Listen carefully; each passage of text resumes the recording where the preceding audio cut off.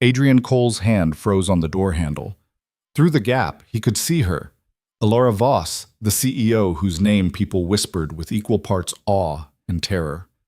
She sat behind her desk, perfectly still, watching him.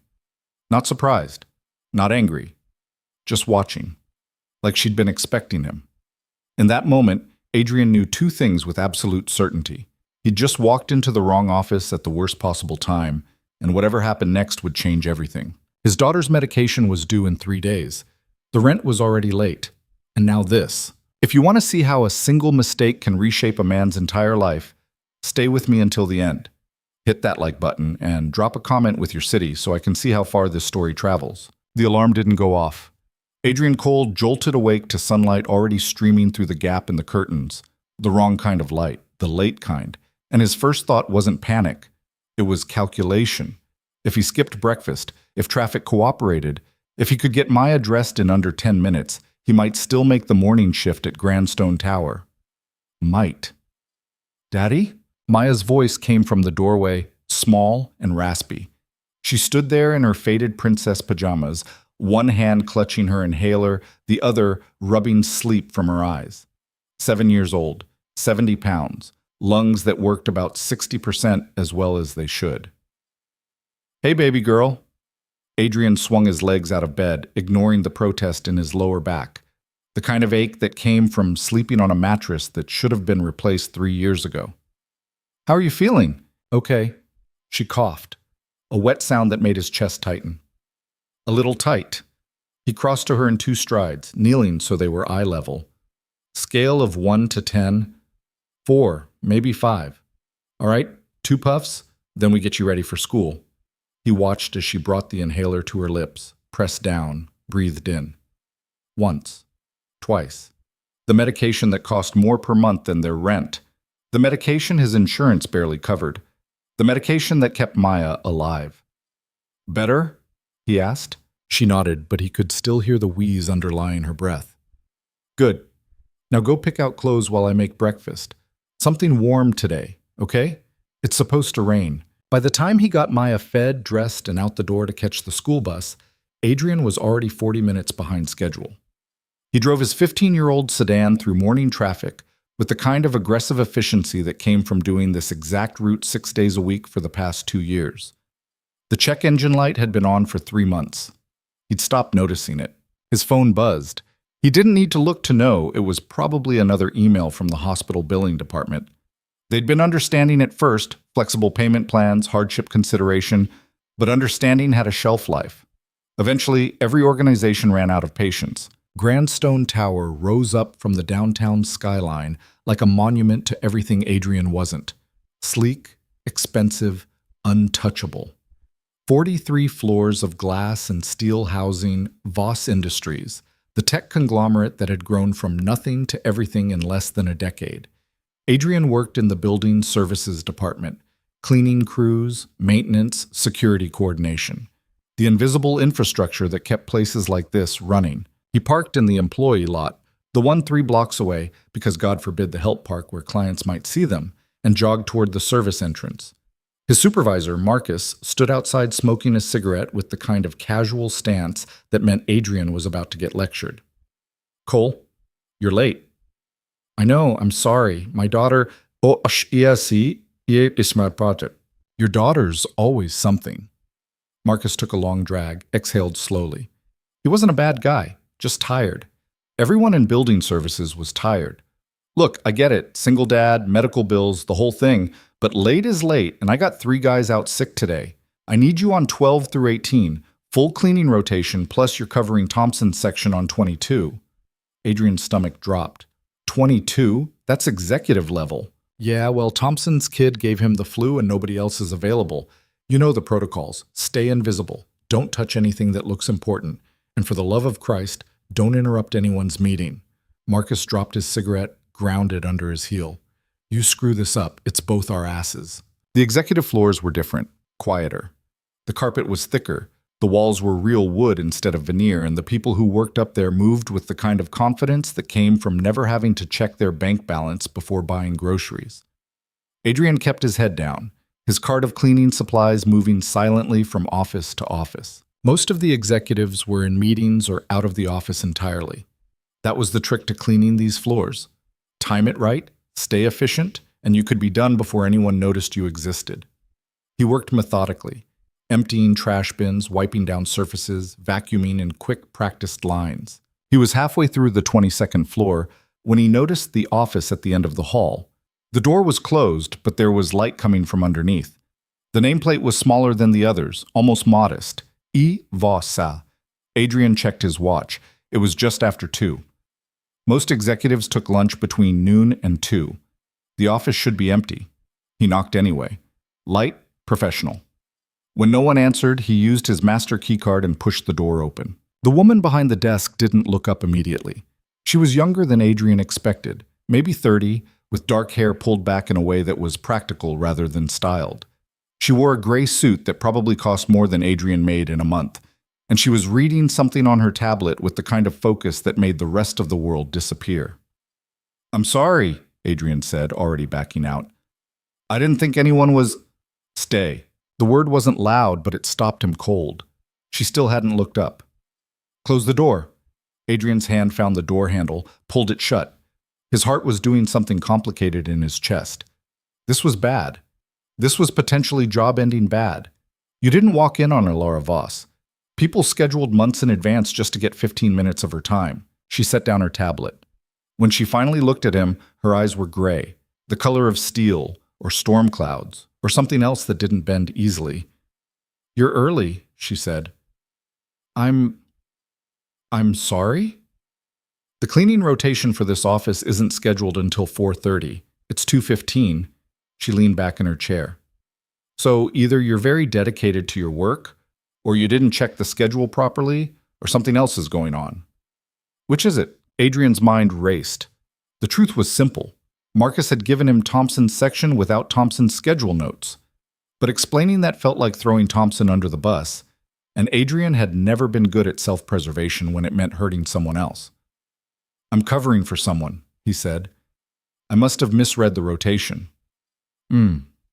She studied him with an intensity that made him want to check if he had something on his face. "What's your name?" "Adrian Cole." "How long have you worked here, Adrian Cole?" 2 years, a little over. "In building services?" "Yes, ma'am." Something flickered across her face at the ma'am. Not quite amusement, but close. "You always work this fast?" The question caught him off guard. Yes? I've seen you before."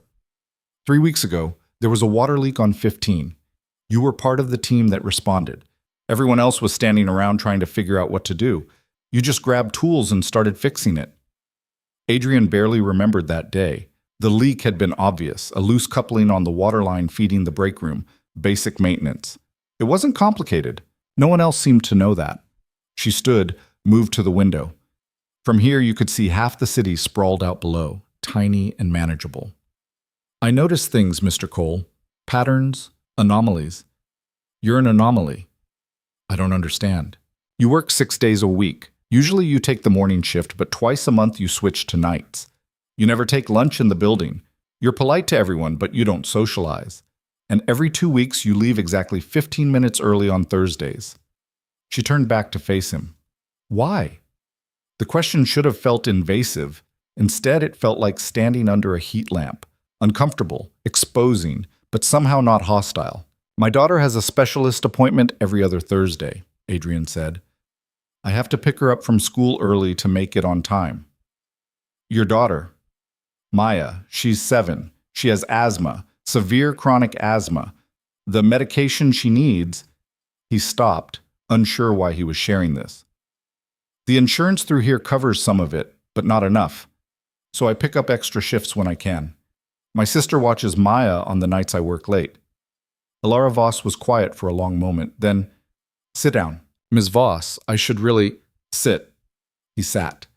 The chair across from her desk was leather, expensive, the kind of furniture that made you conscious of your posture. She returned to her own chair, steepled her fingers. "I built this company from nothing," she said.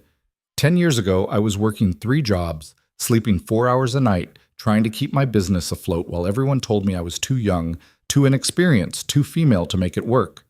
I know what desperation looks like, Mr. Cole." I know what it means to measure your life in shifts and prescriptions and borrowed time. Adrian said nothing. His throat felt tight.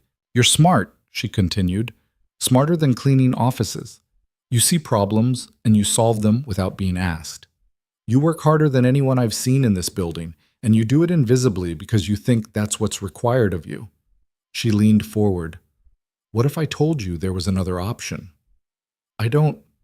What do you mean? I mean, I'm offering you a different job. Management track. Operations coordination. Real salary, full benefits, the kind that would actually cover your daughter's medication. The words didn't make sense. Adrian heard them, understood them individually, but together they formed something impossible. Why? He finally asked. Because I need people who understand what's at stake. People who don't give up. People who show up early and fix problems and don't wait for permission to do the right thing. She pulled out a business card, slid it across the desk. This is my direct line. Not my assistant, not my secretary, me. You have 48 hours to decide. If you want the job, call that number and we'll discuss details. If you don't, forget this conversation happened and go back to your regular schedule.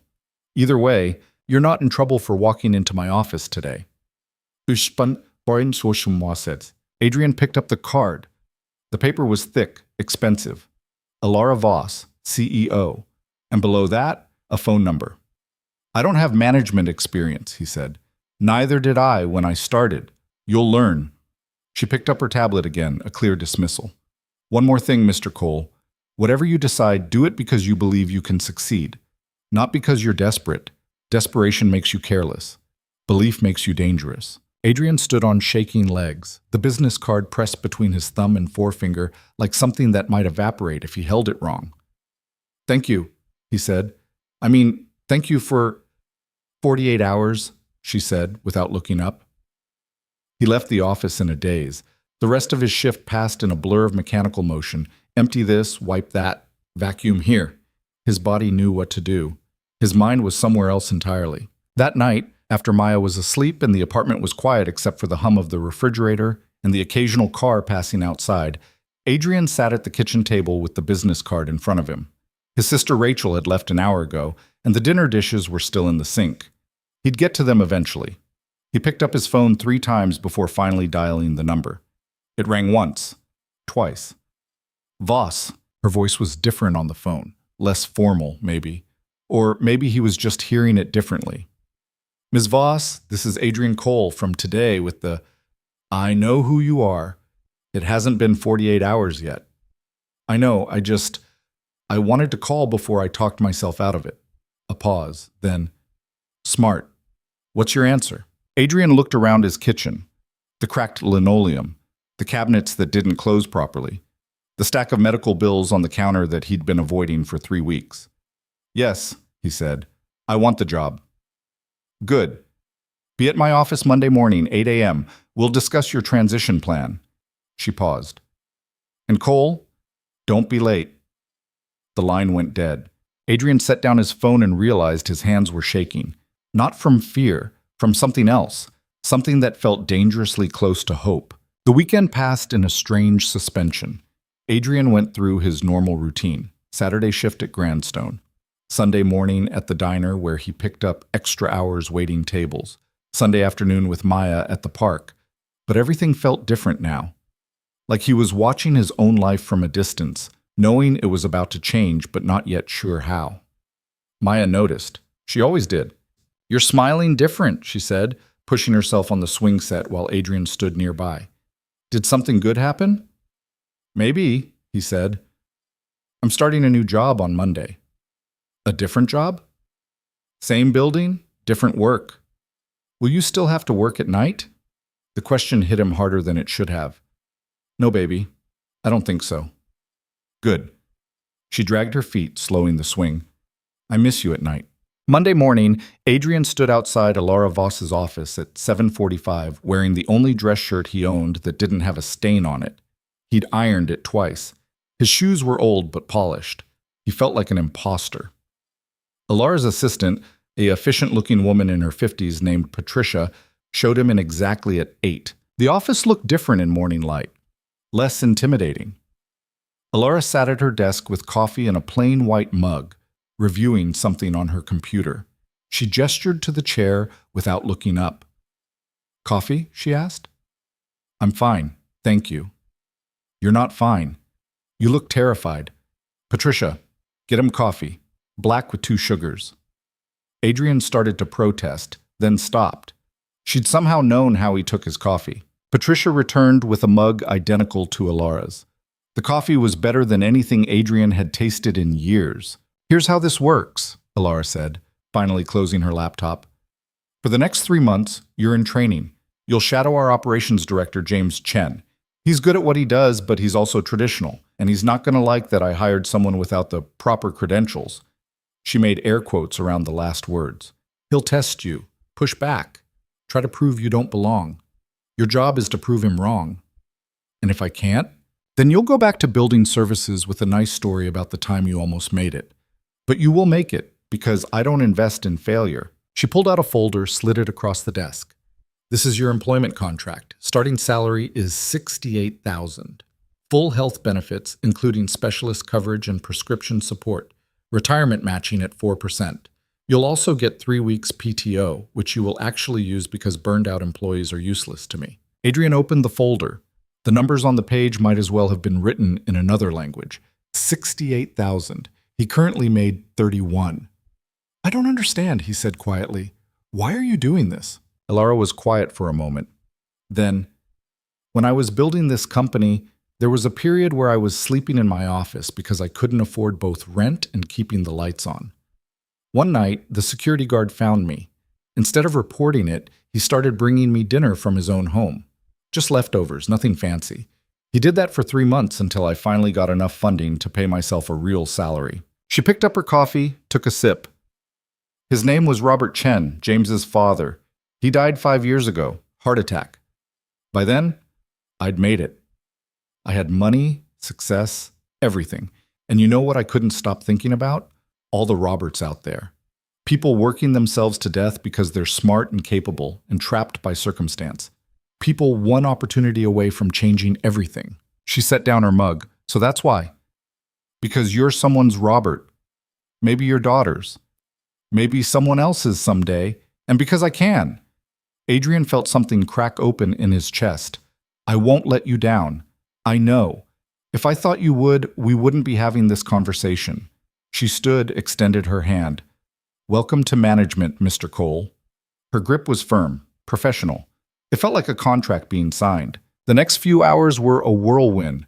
Patricia walked him through HR paperwork, benefits enrollment, building access updates. By noon, Adrian had a new badge with his name and the title Operations Coordinator in Training. The photo was terrible. He'd never been more proud of anything. James Chen's office was on the 20th floor, smaller than Alara's, but still impressive by Adrian's standards. James himself was exactly what Adrian expected, late 40s, impeccably dressed, with the kind of posture that suggested military background. He looked at Adrian the way someone might examine a stain on expensive carpet. "So," James said, not offering to shake hands, "you're Alara's project." "I'm here to learn," Adrian said. "You know what your problem is? You think good intentions matter. They don't.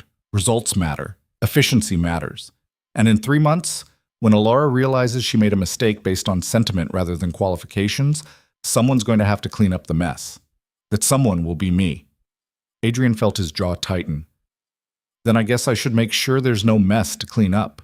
Something flickered in James's expression. Not respect, not yet, but maybe acknowledgement that Adrian wasn't going to roll over. "We'll see," James said. "For now, you're observing. Don't speak in meetings unless spoken to. Don't make suggestions. Don't touch anything. Just watch and try to keep up." The first week was brutal. James wasn't lying about the observation part.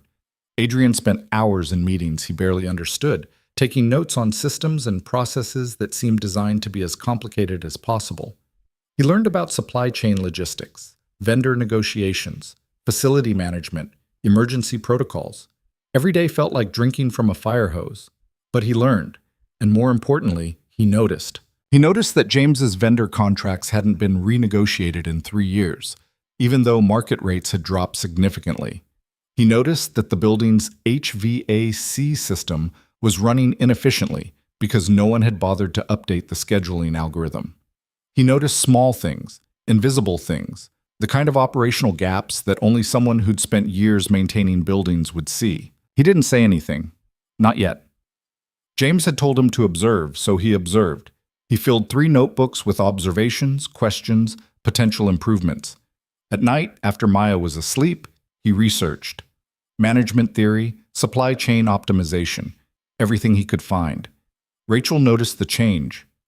"You look exhausted," she said one evening, dropping off Maya after watching her for the afternoon. "Different exhausted than before, but still." "Good exhausted," Adrian said. "I think. Your boss still trying to prove you don't belong? Every day? Well, you're stubborn enough to outlast him. You got that from Dad." Their father had been a mechanic, worked himself to death by 53 trying to keep the garage running. Adrian had inherited the work ethic, also the bad back and the tendency to skip meals when stressed. "How's Maya doing?" he asked. "Good. Better than good, actually. I think she's breathing easier since you started the new insurance." That was true. The new insurance covered 90% of Maya's medication costs instead of 40. The difference was staggering. For the first time in years, Adrian wasn't rationing doses or choosing between pills and rent. "Yeah," he said quietly. "Yeah, she is." Week 3. Something shifted. James was presenting the quarterly facility report to the executive team, and Adrian was in the back of the room, invisible as always. James was mid-sentence when one of the vice presidents interrupted. "These utility costs are still climbing. I thought we implemented new efficiency measures." "We did," James said, pulling up a slide. The issue is the measures are theoretical," Adrian said. The room went silent. James turned slowly, his expression promising murder. "Excuse me?" Adrian stood. His heart was hammering, but his voice was steady. "The HVAC scheduling you implemented is optimized for average occupancy, but we have 3 floors with variable shift work that throws off the model. You're climate-controlling empty spaces during off-peak hours and under-servicing high-traffic areas during peak. If you adjust the algorithm to account for actual occupancy patterns rather than estimated ones, you'd cut costs by about 18%. And you know this how?" one of the VPs asked. "I spent 2 years maintaining this building. I know exactly when spaces are occupied and when they're not." He pulled out his notebook, flipped to a marked page. "I have 3 months of observational data backing the analysis. I can send it over if you'd like." James's face was doing something complicated. The VP who'd asked the question leaned forward. "Send it to me by end of day. James, let's discuss implementation." After the meeting, James cornered Adrian in the hallway. "Don't ever undermine me in a meeting again." "I wasn't undermining you. I was solving a problem." "You were showing off." "I was doing my job." They stared at each other. Finally, James said, "Your analysis better be right." "It is." "We'll see." The analysis was right. By the end of the month, utility costs had dropped by 19%. The VPs noticed. Alara noticed. And James, grudgingly, stopped treating Adrian like a charity case and started treating him like someone who might actually belong there. Month 2 was about learning to navigate politics. Adrian discovered that corporate environments had their own language, their own rules, their own invisible hierarchies. He made mistakes, spoke too bluntly in one meeting, stayed too quiet in another, accidentally copied the wrong people on an email that caused a minor diplomatic incident. But he learned from every mistake. And he kept noticing things. He noticed that the building security protocols were outdated and vulnerable. He noticed that the cleaning crew schedules were inefficient, leaving gaps that could be optimized. He noticed, and he documented, and he waited for the right moments to speak up. Maya's school called during month 3. She'd had an asthma attack during recess, severe enough that they'd called an ambulance. Adrian left work immediately, found her in the ER hooked up to a nebulizer, breathing hard but stable. "I'm sorry," she whispered when he took her hand. "I forgot my inhaler in my locker." "It's okay, baby. You're okay." But she wasn't okay. The attack had been bad enough that the doctor wanted to adjust her medication regimen, add a new preventive inhaler, possibly refer her to a pulmonologist for more aggressive treatment. Adrian sat in the hospital waiting room while they ran tests, his phone in his hand, staring at the new insurance card. The card that meant these tests wouldn't bankrupt him. The card that meant Maya could see the best specialists available. The card that existed because Alara Voss had looked at him 3 months ago and seen something worth investing in. He called Rachel to let her know what was happening. Then, without really thinking about it, he called the office. Patricia answered, "Miss Voss's office." "Patricia, this is Adrian. Is she available? I know it's late, but hold, please." 30 seconds later, "Cole, what happened?" He explained. "The attack, the hospital, the new treatment plan. I'm going to need tomorrow off, maybe the day after. I'm sorry, I know the quarterly review is... The review can wait. Is Maya stable?" "Yes." "Good. Take the rest of the week. James can handle the review without you." "I don't want to..." "Cole." Her voice was firm. "Your daughter comes first. Always. Anyone who tells you different is lying or doesn't have children. Take the time. We'll be here when you get back." He felt his throat tighten. "Thank you." "Don't thank me. Just focus on your daughter." Maya was released the next morning with a new prescription plan and strict instructions about inhaler usage. Adrian took her home, set her up on the couch with blankets and cartoons, and spent the day just being present. No work. No stress. Just him and Maya existing in the same space, remembering why everything else mattered. Rachel came by that evening with soup. "You doing okay?" "Better than I would have been a year ago."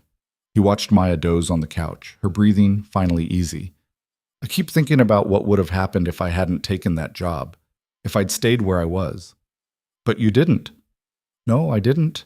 When Adrian returned to work the following Monday, there was a folder on his desk marked "Confidential." Inside was a project proposal, a complete overhaul of building operations, security protocols, efficiency measures. At the bottom, a note in Alara's handwriting, "This is yours, make it work." He stared at the folder for a long moment.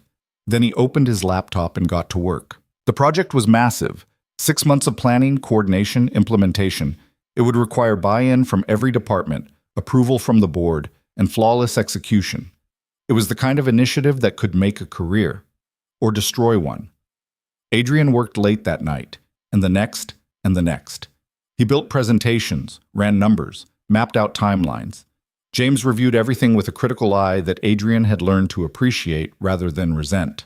"This section on security upgrades is weak," James said during one review session.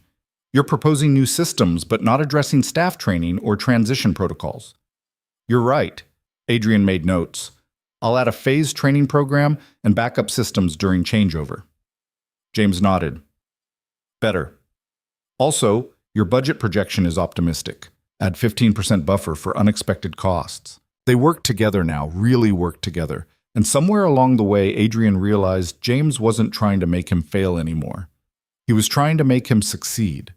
The board presentation was scheduled for a Thursday in December, 3 months to the day since Adrian had walked into Alara's office by mistake. He practiced his presentation a dozen times, refined every slide, anticipated every question. The morning of the presentation, Maya made him breakfast. Toast with jam, slightly burnt. "For good luck," she said. "You're supposed to be the one getting spoiled." "I am. You got us this apartment, remember?" They'd moved a month ago. Nothing fancy, but 2 bedrooms instead of 1, in a better school district with a landlord who actually fixed things when they broke. Adrian had cried the day they signed the lease, though he'd waited until Maya was asleep to do it. The boardroom was intimidating. 20 executives seated around a massive table, Alara at the head. Adrian stood at the front with his presentation loaded, his notes in hand, his heart doing gymnastics. "Whenever you're ready, Mr. Cole," Alara said. He clicked to the first slide. 3 years ago, this building's operational costs were 32% higher than industry average. 2 years ago, that gap closed to 18%. Today, we're at 12%, and I'm here to explain how we're going to get to zero. He presented for 40 minutes. He showed them the data, the projections, the implementation strategy. He answered questions with specifics. He acknowledged risks and outlined mitigation plans. He did everything James had taught him, everything Alara had trusted him to do. When he finished, the room was quiet. Then the CFO said, "How confident are you in these numbers?" "Very," Adrian said. "I've spent 3 months validating every assumption. And if you're wrong, then you can fire me. But I'm not wrong." Someone laughed. Not mockingly, genuinely. Alara was smiling. The board approved the project with full funding. Adrian walked out of that room feeling like he'd just climbed Everest in dress shoes. James was waiting in the hallway. Not bad, Cole. Thanks to you. Don't sell yourself short. You did the work. We just made sure you didn't screw it up. He extended his hand. Welcome to management. They shook. It felt like graduating. That night, Adrian took Maya out for dinner. Real dinner, at a restaurant with cloth napkins. She ordered pancakes because she could, and Adrian didn't tell her no. I'm proud of you, Daddy, she said through a mouthful of syrup. I'm proud of you too, baby girl. I didn't do anything. You're here. That's everything. As they walked back to the car, Maya's hand in his, Adrian thought about the business card that had started all of this. The card he'd kept in his wallet like a talisman, even though he'd long since memorized the number. The moment when Alara Voss had looked at him and seen not what he was, but what he could become. He'd been invisible his whole life, working hard, doing right, surviving day to day. And then someone had seen him. That changed everything. His phone buzzed, a text from Alara. Well done, see you Monday. Adrian smiled and kept walking, his daughter beside him, his future ahead of him, finally visible. The project launch happened on a Tuesday in January, which meant Adrian spent Monday night throwing up from stress. He didn't tell anyone, just cleaned himself up, brushed his teeth 3 times, and showed up at 6 a.m. to supervise the first phase of implementation. The building was quiet at that hour. Just security guards switching shifts and a few dedicated workaholics brewing coffee in their offices.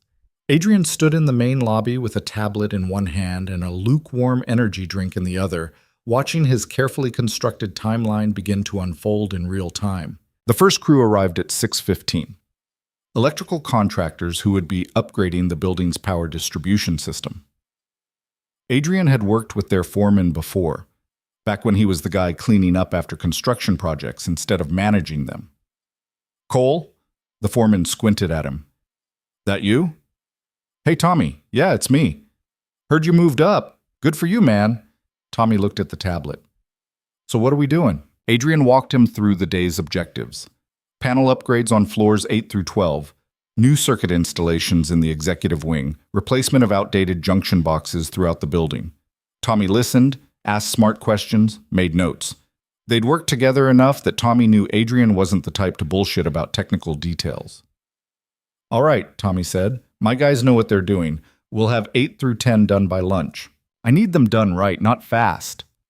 You'll get both. Tommy grinned. Some of us remember when you fixed that breaker situation on 15 in about 10 minutes while everyone else was standing around with their thumbs up their asses. You know what good work looks like. By 7 a.m., Adrian had 3 different contractor teams working on 3 different floors. By 8, the building was fully operational and most people didn't even know construction was happening. That was the goal. Seamless upgrades, minimal disruption, maximum efficiency. The kind of project management that looked easy because it was executed correctly. James appeared at 8:30, coffee in hand, looking disgustingly well-rested. Status? On schedule. Electrical is running smooth. HVAC team is starting the 19th floor, and security installations begin tomorrow. Problems? Not yet. There will be. There always are. James took a sip of coffee. When they happen, don't panic. Just solve them. That's the plan. Good plan. The first problem happened at 10:15. One of the HVAC contractors discovered that the ductwork on 19 was completely different from what the building schematics showed. Someone had done unauthorized modifications at some point, probably years ago, and never updated the records. It meant the equipment they'd ordered wouldn't fit the actual space. Adrian got the call while he was reviewing progress on 12. He took the elevator up to 19, found the contractor standing in a ceiling access point with a flashlight, shaking his head. This is fucked, the contractor said. Complete redesign. We're talking at least 2 weeks to get new equipment fabricated. 2 weeks would blow the timeline. It would also blow the budget once the fabrication costs hit. Adrian stared at the ductwork, his mind racing through options. What if we modify the existing system instead of replacing it? Modify how? The issue is airflow capacity, right? The ducts are smaller than spec. But if we install secondary circulation fans at key junction points, we can boost distribution without replacing the infrastructure. The contractor frowned. That's actually not a bad idea. Less efficient than full replacement, but it'd work. And it'd be faster. How much faster? 3 days. Maybe 4. Do it. Send me the revised equipment list and I'll get it approved. By 11, Adrian had the new plan drawn up and sent to James for review. By noon, it was approved and the equipment was on order. By the time Adrian finally took a lunch break at 1:30, he'd been on his feet for 7 hours straight and his back was screaming. He ate a protein bar in his office, still getting used to having an office, still feeling like an imposter every time he sat at the desk, and checked his phone. 3 missed calls from Maya's school. His stomach dropped. He called back immediately. The school nurse answered. "Mr. Cole, Maya's fine, but she's having some breathing trouble. Nothing urgent, but we think she should go home and rest. I'll be there in 20 minutes. He found James in a meeting, knocked on the glass door. James saw his face and immediately excused himself. "I have to pick up Maya. She's having breathing issues. Go. I'll cover the afternoon check-ins. The HVAC situation is handled. Go take care of your daughter." Adrian made it to the school in 15 minutes, traffic laws being more of a suggestion than a requirement when your kid couldn't breathe properly. Maya was in the nurse's office, looking small and tired, her inhaler clutched in her hand. "Hey, baby girl." "I'm okay, Daddy. It's not that bad." But her lips had that slightly blue tint that meant it was worse than she wanted to admit. Adrian signed her out, got her to the car, and drove straight to the pediatrician's office. The new insurance meant he could do that. Just show up, no waiting weeks for an appointment, no calculating whether the copay would mean skipping groceries. Dr. Martinez saw them within the hour. She listened to Maya's lungs, checked her oxygen levels, asked questions in the calm, methodical way that made Adrian trust her completely. "Her asthma's flaring," Dr. Martinez said after the exam. "Probably seasonal triggers. I want to increase her preventive inhaler dosage and add a short course of oral steroids to get the inflammation under control." Is she going to be okay? "She's going to be fine. But Mr. Cole, I want to be straight with you. Maya's asthma is severe. We're managing it well right now, but these flares are going to keep happening.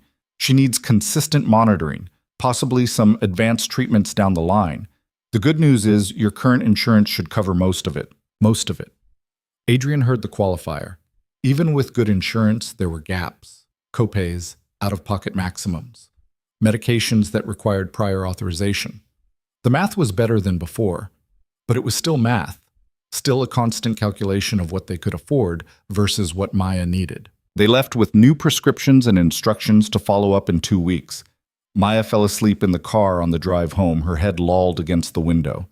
Adrian carried her up to the apartment, tucked her into bed, and sat on the edge of her mattress for a long moment, just watching her breathe. His phone buzzed. A text from Alara. "James told me, take tomorrow if you need it." He typed back, "I'll be in. Thanks for checking." Her response came immediately. "Your dedication is admirable, but don't martyr yourself. Tomorrow then. But if she needs you, the work can wait." Adrian sat in his living room that night after Maya was settled, laptop open, reviewing the project status reports. Everything was moving forward. The electrical work was ahead of schedule, the HVAC modifications were approved, and security installations would begin as planned. On paper, everything looked perfect. But Adrian couldn't shake the feeling that he was standing on ice that was thinner than it appeared. He was back at Grandstone Tower by 6:30 the next morning. Maya had woken up breathing easier, the steroids already doing their job. Rachel had agreed to stay with her during the day, and Adrian had left with the kind of guilt that came from knowing you were choosing work over your kid, even when the work was what kept your kid healthy. The security installation started exactly on schedule. New card readers, upgraded cameras, biometric scanners for sensitive areas. Adrian spent the morning coordinating with the installation team and IT, making sure every system integrated properly with existing infrastructure. By noon, 10 floors were complete, and they were moving faster than projected. That's when the second problem hit. One of the new biometric scanners failed its integration test, then another, then 6 more. Different floors, different installation teams, same problem. The scanners would activate, read a fingerprint or retina scan, and then crash the entire security network for that floor. Adrian stood in the security office with the IT director, both of them staring at error logs that might as well have been written in ancient Greek. It's a firmware conflict, the IT director said. The scanners are running version 4.2, but our network security protocol requires 4.3 or higher. So update the firmware. Can't. These scanners don't support 4.3. The manufacturer discontinued that compatibility 6 months ago. Adrian felt something cold settle in his chest. How many scanners did we order? 48. And they're all incompatible?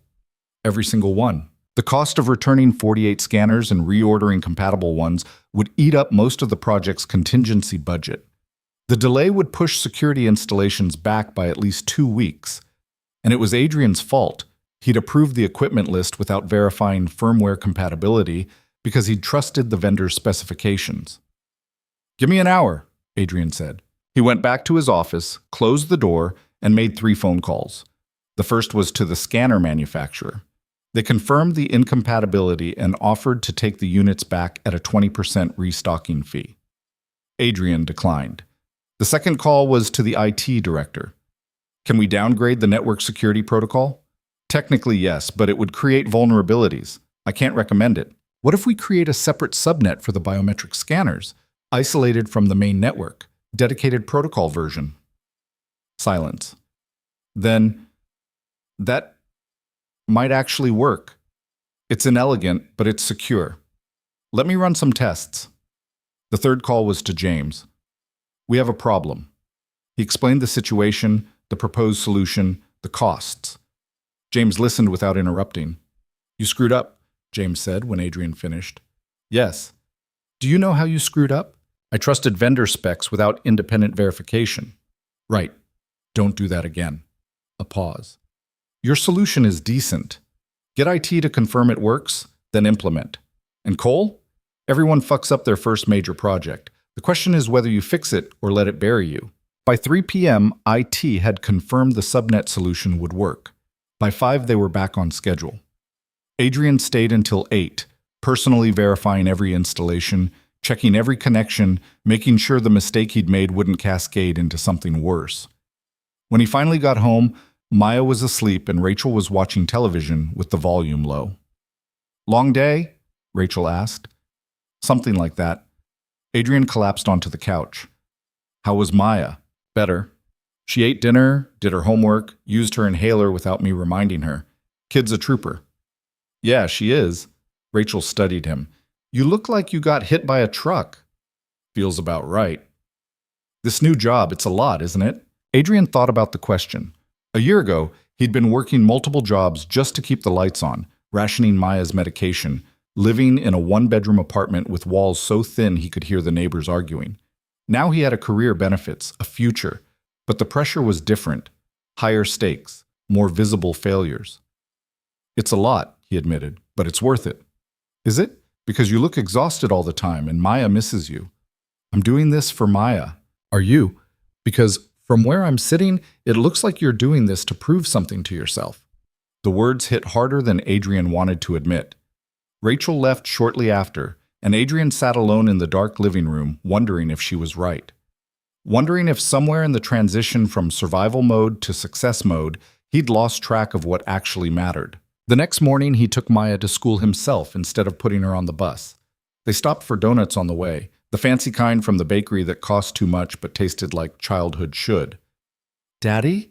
Maya asked through a mouthful of chocolate frosting. "Are you happy?" The question caught him off guard. "What do you mean?" "You work a lot, more than before. I just wondered if you're happy." Adrian looked at his daughter, 7 years old and already worried about him, in the way kids shouldn't have to worry about parents. "I'm happy when I'm with you." "But what about the rest of the time?" He didn't have a good answer for that. The project continued. Days blurred into weeks. Adrian learned to anticipate problems before they happened, to manage contractors with the right mix of firmness and respect, to navigate office politics without getting caught in the crossfire. He learned which executives to CC on emails and which to leave off. He learned when to ask for help and when to figure things out himself. He also learned he was good at this.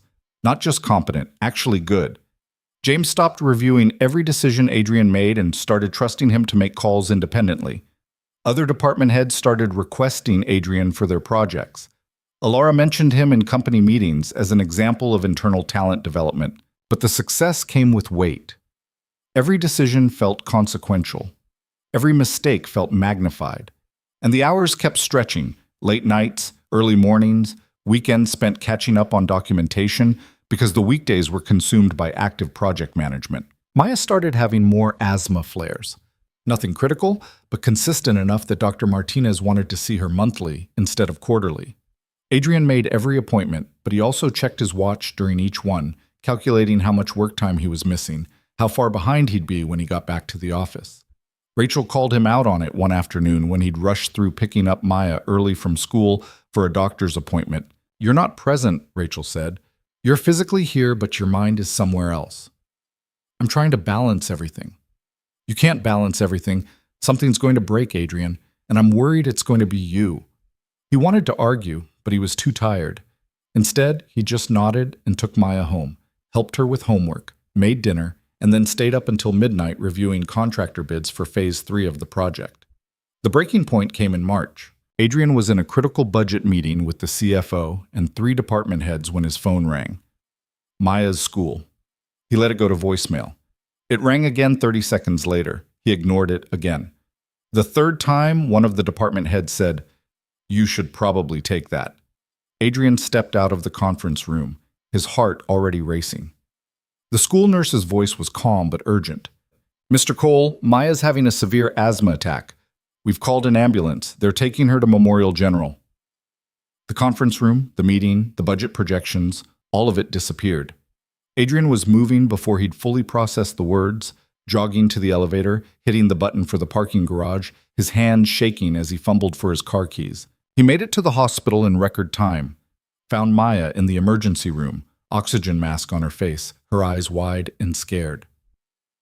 A doctor was adjusting an IV, talking to a nurse in the kind of quick-clipped sentences that meant the situation was serious but not catastrophic. "Daddy," Maya whispered when she saw him. He took her hand, careful not to disturb the IV line. "I'm here, baby. I'm right here." The doctor turned. "Mr. Cole? I'm Dr. Rashid. Maya's having a significant asthma exacerbation. We're giving her high-dose steroids and continuous nebulizer treatments. Her oxygen saturation is improving, but we want to admit her for observation." "Admit her? For how long?" "At least tonight, possibly longer depending on how she responds to treatment." Adrian felt the world tilt slightly. "Is she going to be okay?" "She's going to be fine. But, Mr. Cole, this is her 3rd ER visit in 2 months. We need to talk about her overall asthma management." "3rd visit." Adrian's mind went blank. 3rd? He'd been to 2 ER visits with her. When was the 3rd? The answer came from the nurse reviewing Maya's chart. "Looks like she was brought in by..." She checked the records. "A Rachel Cole? About 3 weeks ago. Rachel. Who'd never mentioned it. Who'd probably covered for him while he was at work, not wanting to interrupt an important meeting or project deadline." Adrian sat in the chair next to Maya's bed and felt something crack inside him. Not break. Crack. Like ice under too much pressure. They admitted Maya to the pediatric ward around 8 p.m. Rachel showed up an hour later, looking guilty and defensive in equal measure. "I'm sorry," she said before Adrian could speak. "I should have told you, but you were so stressed about the project, and it wasn't that serious, and you thought I couldn't handle it. I thought you were already handling too much." They sat in silence for a while, watching Maya sleep under the glow of monitoring equipment. "I can't keep doing this," Adrian said finally. "Doing what?" "All of it. The job, the pressure, trying to be everything to everyone. Something's got to give, and it can't be Maya." "So what are you going to do?" He didn't answer, didn't have an answer yet. His phone buzzed, a text from James. "Heard about Maya. Take all the time you need." Then another from Alara. "The project will survive without you for a few days. Your daughter won't." Adrian turned off his phone and spent the night in the hospital chair, sleeping in 20-minute increments, waking every time Maya shifted or coughed or the monitors beeped. Around 3 a.m., when the hospital was as quiet as it ever got, Maya woke up. "Daddy?" "Yeah, baby?" "I'm sorry. You don't have anything to be sorry for. I do. You got this important job and I keep getting sick and making you miss work. Adrian moved to her bedside, took her hand. Maya, listen to me. Nothing, and I mean nothing, is more important than you. Not my job, not any project, not anything. You understand? She nodded, but he could see the doubt in her eyes. The doubt that came from watching your father check his watch during doctor's appointments, from hearing him take work calls during dinner, from knowing that even when he was physically present, part of him was always somewhere else. I'm going to do better, Adrian said. I promise. You always say that. The words hurt because they were true. He'd been making that promise for months, to Maya, to Rachel, to himself. And he kept breaking it. Maya was discharged the next afternoon with a revised treatment plan and strict instructions about monitoring her symptoms. Adrian took her home, got her settled, and then made 3 phone calls. The first was to James. I need to talk about the project timeline. They met the following morning. Adrian had prepared a presentation, a restructured timeline that would extend the project by 4 weeks but reduce his direct involvement by 40%. He'd identified areas where other team members could take lead roles, decision points that didn't require his approval, meetings he could delegate.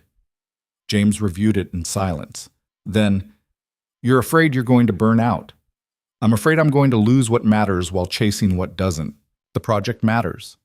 Not more than my daughter. James was quiet for a long moment. When I first started here, I worked 80-hour weeks for 3 years straight. Missed my son's baseball games, my daughter's recitals, anniversaries, birthdays. I told myself it was temporary, that I was building something, that my family would understand. He looked up. My son's 24 now. We barely talk. My daughter got married last year, and I found out from Facebook. And you know what? The work was fine. The company survived, but I didn't get those years back. So you're saying, I'm saying your revised timeline makes sense, and I'm saying don't make my mistakes. The second call was harder. Adrian stood outside Ilara's office for 5 minutes before finally knocking. She looked up from her computer. Cole, how's Maya? Better? Can we talk? Always. He explained the situation. The revised timeline, the redistributed responsibilities, the realization that he'd been sacrificing the wrong things. Ilara listened without interrupting, her expression unreadable. I'm not quitting, Adrian said. I'm just trying to find a sustainable pace. If that's not acceptable, it's acceptable. More than acceptable. She closed her laptop. Can I tell you something? When I was building this company, I had a mentor who told me that success means nothing if you destroy yourself achieving it. I didn't listen. Worked myself to the point where I was hospitalized twice in 1 year. And you know what I learned? Martyrdom is bad business. Burned out employees make mistakes. Resentful employees leave. And dead employees don't produce anything at all. So you're okay with this? I hired you because you were smart and dedicated, not because you were willing to kill yourself for the job. Take the time you need. Restructure however makes sense. Just keep doing good work. I will. I know. She reopened her laptop. Now get out of my office before I assign you something else. The third call was to Dr. Martinez. I want to talk about long-term management for Maya's asthma. Whatever it takes. Money's not an issue anymore. They scheduled a consultation.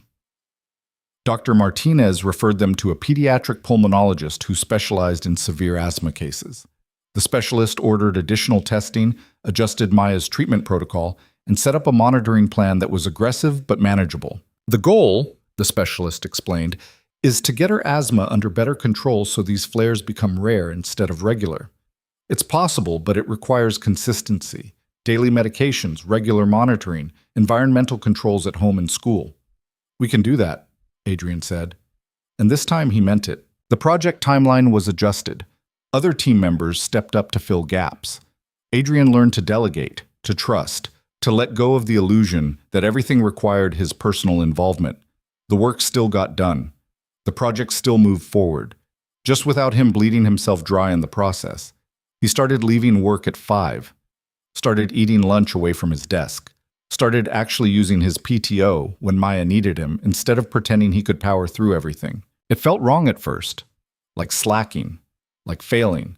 But slowly, over weeks and then months, it started to feel like breathing. Maya's asthma stabilized. Not perfectly. She still had flares, still needed her medication, still required monitoring, but the ER visits stopped. The panicked calls from school became rare. She started playing soccer, something Dr. Martinez had approved with the caveat that Adrian kept her inhaler on the sidelines. One afternoon in late April, Adrian sat in the bleachers watching Maya run awkwardly after a ball, her form terrible, but her enthusiasm boundless. His phone buzzed with work emails. He glanced at it, then turned it off and put it in his pocket. Rachel sat down beside him. "Look at you, actually watching your kid play. Shut up. I'm serious. I'm proud of you." For what? Almost screwing everything up before figuring out how to not screw everything up? For figuring it out at all. Most people don't. They watched Maya trip over the ball, fall on her face, and pop back up laughing. Adrian felt something unclench in his chest, something that had been tight for so long he'd forgotten it could be any other way. "She's happy," Rachel said. "Yeah, she is. So are you, I think." Adrian considered that. Was he happy? The question was more complicated than it should be. He was less stressed than before, more present, more balanced. But there was still guilt for the mistakes he'd made, the time he couldn't get back, the moments he'd missed while chasing something that had seemed important, but maybe wasn't. "I'm getting there," he said. That seemed honest enough. The soccer season ended in May with a pizza party that Adrian actually attended. He sat at a table with other parents, making small talk about summer plans and whether the team should stick together for fall league. Normal parent things. The kind of things he'd watched other people do for years while he worked double shifts. Maya came running over with sauce on her face and a participation trophy in her hands. "Look, Daddy, I got an award." "That's amazing, baby girl." "Everyone got one," she whispered conspiratorially. "But mine's special because Coach said I had the most improved attitude." Adrian wasn't sure what that meant, but he hugged her anyway, getting pizza grease on his work shirt. He'd stopped caring about things like that. The project wrapped up in June, 2 weeks ahead of the revised schedule and under budget. Adrian presented the final report to the board on a Wednesday afternoon, fielding questions with the kind of confidence that came from actually knowing your material instead of desperately hoping you sounded competent. When he finished, the CFO leaned back in his chair. "Impressive work, Mr. Cole, especially considering the complications early on." "Thank you, but it wasn't just me. James Chen provided critical oversight, and the entire operations team stepped up when we needed to redistribute responsibilities." Alara caught his eye from across the table. Something that might have been approval flashed across her face. After the meeting, James found him in the hallway. "That was diplomatic, giving credit where it's due. I learned from watching you." "Bullshit. You learned by screwing up and figuring out how to not screw up again. That's the only way anyone actually learns." James paused. "There's a VP position opening up in facilities management. Third floor corner office, direct reports, the whole thing. You interested?" Adrian's first instinct was to say yes. The promotion, the money, the validation that he'd actually made it. But then he thought about the hours VPs kept, the travel requirements, the constant availability expectations. "Can I think about it?" "You just turned down a VP role to think about it." James shook his head. "Yeah, Cole. Think about it. But don't think too long. They're going to start interviewing next month." That night, Adrian sat at his kitchen table with Maya doing homework across from him. She was working on multiplication tables, her tongue sticking out slightly in concentration the way it always did when she was thinking hard. "What's 7 times 8? She asked. "What do you think it is?" 56. "Look at you being smart." She beamed. Then, without looking up, "Are you going to start working late again?" The question hit like cold water. "Why would you think that?" "I heard you on the phone yesterday, talking about a promotion." Adrian set down his own paperwork. "I haven't decided anything yet." "But you're thinking about it." "Yeah, I am." Maya was quiet for a moment, erasing something on her worksheet. "If you take it, will you still come to my soccer games?" And there it was. The real question underneath the question. "If I take it, I'll make sure I'm at your soccer games. I promise." "You promised before." The words weren't accusatory, just factual. A 7-year-old's observation of patterns. "You're right, I did, and I broke that promise." Adrian closed his laptop. "So here's what I'm going to do. Before I decide about this job, I'm going to talk to people who have it and find out what it actually requires. And if it means I can't keep my promises to you, then I'm not taking it. Deal? Maya considered this. Deal. But can we still get ice cream this weekend? Absolutely. He spent the next week doing research, talking to current VPs, asking about their schedules, their work-life balance, the unspoken expectations that didn't make it into job descriptions. What he found wasn't encouraging. Most VPs worked 60 to 70 hours a week. Travel was frequent. Weekend work was common. And while everyone insisted it was manageable, Adrian noticed they all looked tired in a way that went deeper than missing sleep. The Friday before the application deadline, he walked into Alara's office without an appointment. Patricia tried to stop him, but Alara waved her off. Cole, I'm guessing this is about the VP position. I'm not applying. She didn't look surprised. Why not? Because I'd be good at the job, but it would cost me the things that matter more than being good at a job. That's mature of you. Also, probably smart. She gestured to the chair. Sit. Let's talk about what you actually want. Adrian sat. He hadn't prepared for this conversation, hadn't rehearsed what to say. I want to keep doing work that matters. I want to keep growing, learning, taking on challenges, but I also want to be present for my daughter. And I'm starting to think those things don't have to be mutually exclusive. They don't, but they require boundaries, and most people are terrible at boundaries. Alara pulled up something on her computer. What if I told you we're creating a new role? Director of Operational Innovation. Your job would be to identify inefficiencies across all departments and develop solutions. Project-based work, strategic thinking, minimal direct reports. Salaries comparable to VP level, but the hours are yours to manage as long as the work gets done. That sounds made up. It is. I'm making it up right now, specifically for you. She turned her screen so he could see it. Here's the catch. You'd be reporting directly to me. I have high standards and zero patience for excuses. You'd have flexibility, but also accountability. Miss a deadline and you'll hear about it. But keep your kid's soccer schedule and I won't care when you do the work. Adrian stared at the screen. The job description was already written, like she'd been planning this for a while. Why? He asked. Because you're the only person in this building who actually understands how it runs from top to bottom. You've cleaned the floors and managed the operations and earned respect from people at every level. That's rare. And because I don't want to lose good people to a system that demands they choose between career and family. So I'm changing the system. Just like that? Just like that. I'm the CEO. I can do that. She closed her laptop. You have until Monday to decide. And Cole, whatever you choose, choose it because it's right for you. Not because you feel obligated to me for giving you a chance. We're past that now. Adrian walked out of her office feeling like he'd just been handed a winning lottery ticket and a loaded gun at the same time. The opportunity was exactly what he wanted, but accepting it meant trusting that it was real, that the boundaries would hold, that he wouldn't fall back into old patterns of overwork and broken promises. He called Rachel that night. I need advice. About the VP thing? About the not VP thing that's somehow better than the VP thing. He explained the offer. Rachel listened without interrupting, which meant she was taking it seriously. What does Maya think? She asked when he finished. I haven't told her yet. Why not? Because I wanted to make sure I wasn't going to mess this up before I got her hopes up. Adrian, you're going to mess something up eventually. That's life. The question is whether you mess up the job or the relationship with your daughter, and I think you already know which one matters more. She was right. He knew she was right. But knowing and doing were different things. He took Maya to the park the next morning, Saturday, while the weather was still cool and the playground wasn't crowded yet. She went straight for the swings, pumping her legs to go higher, her inhaler secure in her pocket, but forgotten for the moment.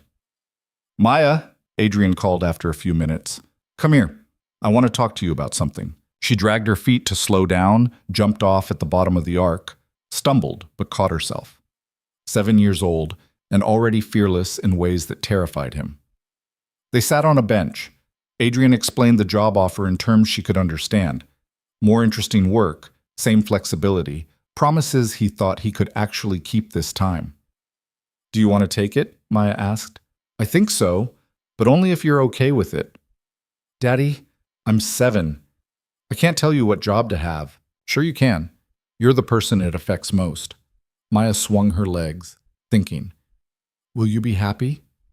I think I will, but I'll be happier if you're happy.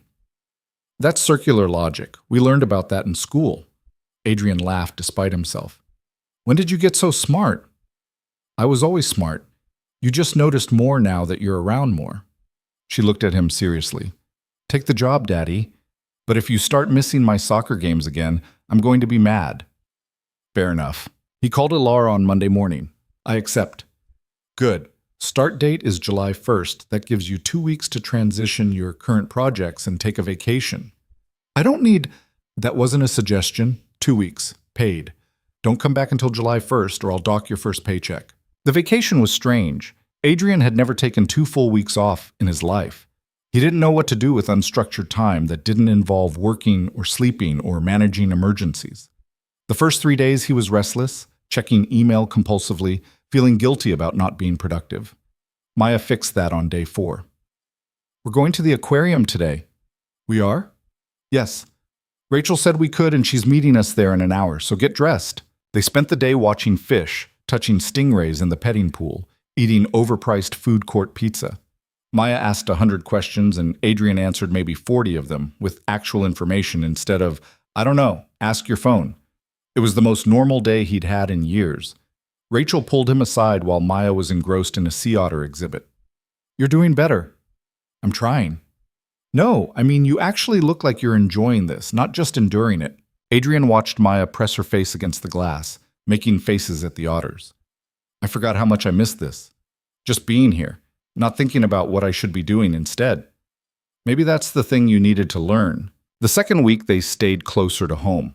Library trips, bike rides, one disastrous attempt to bake cookies that resulted in the fire alarm going off, and both of them laughing so hard they couldn't breathe. Adrian's phone stayed in his pocket. The world kept turning without him checking it every 5 minutes. July 1st arrived faster than he expected. Adrian showed up at Grandstone Tower at 8 a.m. wearing a new shirt Maya had helped pick out. It was blue, slightly too bright, but she'd insisted he looked professional in it, so he wore it anyway. His new office was on the 28th floor, midway between operations and executive leadership. Not as big as a VP's office, but bigger than what he'd had before. There was a window, real artwork on the walls instead of generic corporate prints, a desk that didn't have scratches from previous occupants. Patricia appeared in his doorway at 8:15. Ms. Voss wants to see you. Alara's office looked the same as always. She was on a call when he entered, gestured for him to sit, wrapped up whatever she was discussing with brisk efficiency. First day, she said, hanging up. Nervous? Terrified. Good. Comfortable people get lazy. She pulled up a document on her screen. I'm giving you 3 projects to start. First, our supply chain logistics are inefficient, and nobody wants to admit it because the current system is comfortable. Fix it. Second, we're opening a new facility in Phoenix, and the operational setup is a disaster waiting to happen. Don't let it happen. Third, find me 3 more Adrian Coles. 3 more what? People working in roles below their capability. People who are invisible but shouldn't be. People who need someone to see them. She looked at him directly. You understand what I'm asking? He did. She was asking him to be what she'd been for him. A door opener, a pattern breaker, someone who looked past resumes and titles to see actual potential. That's a lot of responsibility, Adrian said. Yes, but you've proven you can handle responsibility. Now prove you can delegate it and develop it in others. She handed him a folder. Start with supply chain. I want preliminary analysis in 3 weeks. The supply chain project was exactly as messy as Alara promised. 20 years of accumulated processes, vendor relationships built on personal connections rather than efficiency, and a department head who took any suggested change as a personal attack. Adrian spent his first week just mapping the current system, interviewing people at every level, following materials from order to delivery. What he found was stunning in its inefficiency. Redundant approval processes, outdated software that required manual data entry, vendors who hadn't been competitively bid in a decade. It was like finding a building's plumbing system and discovering half the pipes were held together with duct tape and optimism. His preliminary report was 30 pages of documented waste and proposed solutions. He sent it to Alara on a Thursday evening, 3 days ahead of schedule, then immediately worried he'd overstepped. The recommendations were aggressive. They would require firing at least 2 vendors, completely restructuring the approval hierarchy, and implementing new systems that would cost money up front to save money long term. Alara called him at 7 a.m. the next morning. "Your supply chain report." Adrian's stomach dropped. "Yes? It's exactly what I needed. How fast can you implement?" "Implement? I thought this was preliminary analysis." "It was, but your analysis is thorough enough that we can move directly to implementation. I'm authorizing the budget today. You have 6 months to make it happen." "That's not enough time. Then you'll need help. Which brings me to your third assignment. Find me those 3 Adrian Coles. One of them should be able to help with supply chain." She hung up before he could respond. Adrian sat at his desk, staring at his phone, trying to process what had just happened. He'd expected feedback, revision requests, maybe approval to do more research.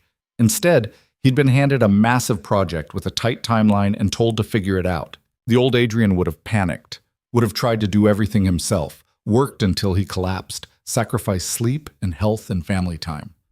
The new Adrian, or maybe the still learning to be different Adrian, pulled up his calendar and started blocking time. Work hours, Maya hours, project deadlines, soccer games, all of it visible, all of it accounted for. Then he started looking for help. The facilities manager who'd been working at Grandstone for 15 years knew more about vendor relationships than anyone gave him credit for. Adrian pulled him into the supply chain project as a consultant. The young woman in data analytics who'd built a custom tracking system for her department got recruited to develop the new logistics software. James Chen, who Adrian had expected to resist the changes, instead provided air cover when department heads complained about the disruption. By August, the supply chain overhaul was actually ahead of schedule. Adrian had learned something critical. Good leadership wasn't about doing everything yourself. It was about finding the right people, giving them clear objectives, and getting out of their way. The Phoenix facility project was harder. The contractor they'd hired had completely misread the operational requirements. The floor plan didn't accommodate the equipment layout they needed. The power infrastructure was undersized. And somehow, nobody had noticed any of this until Adrian flew out to do a site inspection 2 months before the scheduled opening. He stood in the empty facility with the contractor, the Phoenix operations director, and a massive headache. "This doesn't work." The contractor bristled. "The design was approved by your team." "The design was approved by people who didn't understand the operational requirements. That's on us. But we're 2 months from opening and this facility can't function as designed. So we need solutions, not blame." They spent 3 days redesigning the layout, negotiating with the power company for emergency infrastructure upgrades and finding creative solutions to problems that shouldn't have existed in the first place. Adrian missed Maya's first soccer practice of the fall season. He called to apologize. She was disappointed, but not devastated. "It's okay, Daddy. Coach said you're coming to the first game, right?" "Wouldn't miss it." "Then it's okay." Rachel took videos. He made it back for the game. Sat in the bleachers, watched Maya play defense with more enthusiasm than skill. Cheered when her team won 3-2. After the game, she ran over sweaty and happy. "Did you see? I didn't let anyone get past me." "I saw. You were amazing." That night, Rachel texted him, "You're getting better at this balance thing." He texted back, "Still feels like I'm barely holding on." Her response, "That's because you are. But barely holding on is better than letting go." The third assignment, finding invisible talent, turned out to be the hardest. Adrian started paying attention in ways he hadn't before. Watching who solved problems without being asked, who showed up early, who stayed late not because they were trying to impress anyone, but because they cared about doing things right. He found his first candidate in September. Maria Santos, night shift security supervisor, who'd been working at Grandstone for 8 years and had a degree in computer science she'd never used. Adrian noticed her because she'd written a custom script to optimize security patrol routes, something that wasn't her job but made the whole department more efficient. He called her into his office on a Wednesday afternoon, right at the shift change, so she wasn't technically working. "Ms. Santos, do you know why I asked you here?" She looked nervous. "No, sir." "I've been watching your work. The patrol optimization script, the incident reporting improvements, the way you train new hires. You're overqualified for your current position." "I like my job." I'm not saying you don't. I'm saying you could like a different job that actually uses your degree and pays you what you're worth. He pulled up a job description. We're looking for someone to develop operational efficiency software, custom tools, automation systems, that kind of thing. It's a newly created position, and I think you'd be perfect for it. Maria stared at the screen. I don't have professional software development experience. Neither did I have management experience when I got promoted, but someone took a chance on me and it worked out. I'm taking the same chance on you. She was quiet for a long moment. Then, when would I start? They had the same conversation, more or less, with two other candidates over the next 6 weeks. A facilities maintenance worker who understood building systems better than most engineers. A customer service rep who'd taught herself data analysis and built predictive models for service call patterns. People who were invisible because they worked in invisible roles, but who saw problems and solved them without waiting for permission. All three accepted the positions. All three looked at Adrian like he'd handed them something impossible. You know what you're doing? James asked after Adrian briefed him on the promotions. You're creating your own team, people who are loyal to you because you changed their lives. That's not why I'm doing it. I know, but that's what's happening anyway. Just be aware of it. October brought Maya's 8th birthday. Adrian took the day off, actually marked it on his calendar, informed his team weeks in advance, made it clear he would be unavailable. They had a small party at the apartment with Rachel and a few of Maya's school friends. Pizza, cake, a ridiculous number of presents that Maya insisted were too much, but also wouldn't stop talking about. After the other kids left and Rachel was helping clean up, Maya pulled Adrian aside. This was the best birthday ever. Yeah? Yeah, because you were actually here, not checking your phone or looking worried about work, just here. Adrian felt something tight in his chest loosen a little more. I'm glad, baby girl. Me too. And Daddy? She hugged him, getting frosting on his shirt again. I'm proud of you. The words hit harder than they should have. 8 years old, and she was proud of him. Not for the job or the money or the success, but for showing up, for being present, for keeping promises. That night, after Maya was asleep and Rachel had gone home and the apartment was quiet, Adrian sat at his kitchen table with his laptop open. He'd been drafting something for weeks, revising it in stolen moments, not sure if it was the right move or an overreach or just self-indulgent. It was an email to Alara, a proposal for a new program, a formal system for identifying overlooked talent throughout the company, providing training and support, creating pathways from invisible roles to career opportunities. Adrian had done the research, built the business case, outlined the costs and projected returns. He read it one more time. Then, before he could talk himself out of it, he hit send. Alara responded at 11 p.m. See me first thing Monday. Adrian spent the weekend oscillating between confidence and terror. The proposal was solid. He knew it was solid, but it was also asking for significant resources, institutional change, a commitment to a philosophy that not everyone in leadership would support. Monday morning, he was in Alara's office at 8 a.m. sharp. She had his proposal pulled up on her screen. This is ambitious. Yes. It's going to face resistance from people who think promotions should go to people with traditional credentials. I know. And it's going to cost money up front with returns that might take years to materialize. That's the nature of investing in people. Alara leaned back in her chair, studying him. When I hired you, I saw someone who worked hard and didn't give up. But I didn't see this. Someone who thinks strategically about systems, not just problems. Someone who understands that talent development isn't charity. It's smart business. So you're saying no. I'm saying yes. With conditions. She pulled up a budget document. You get 2 years and this much funding. If the program shows measurable results, retention, promotion rates, operational improvements, we expand it. If it doesn't, we kill it. Fair? Adrian looked at the number on screen. It was less than he'd requested, but more than he'd expected to get. Fair. Good. Now make it work. She closed her laptop. And Cole, the next time you draft a proposal this significant, don't send it to me at 11 p.m. on a Friday. Send it during business hours so I can properly appreciate the work you put into it. Yes, ma'am. Stop calling me ma'am. You're a director now. We're colleagues. The program launched in November. Adrian named it the Opportunity Pipeline, partly because it sounded professional and partly because he couldn't think of anything better. The resistance Alara predicted materialized immediately. Department heads complained about losing good workers to other roles. HR worried about maintaining standards.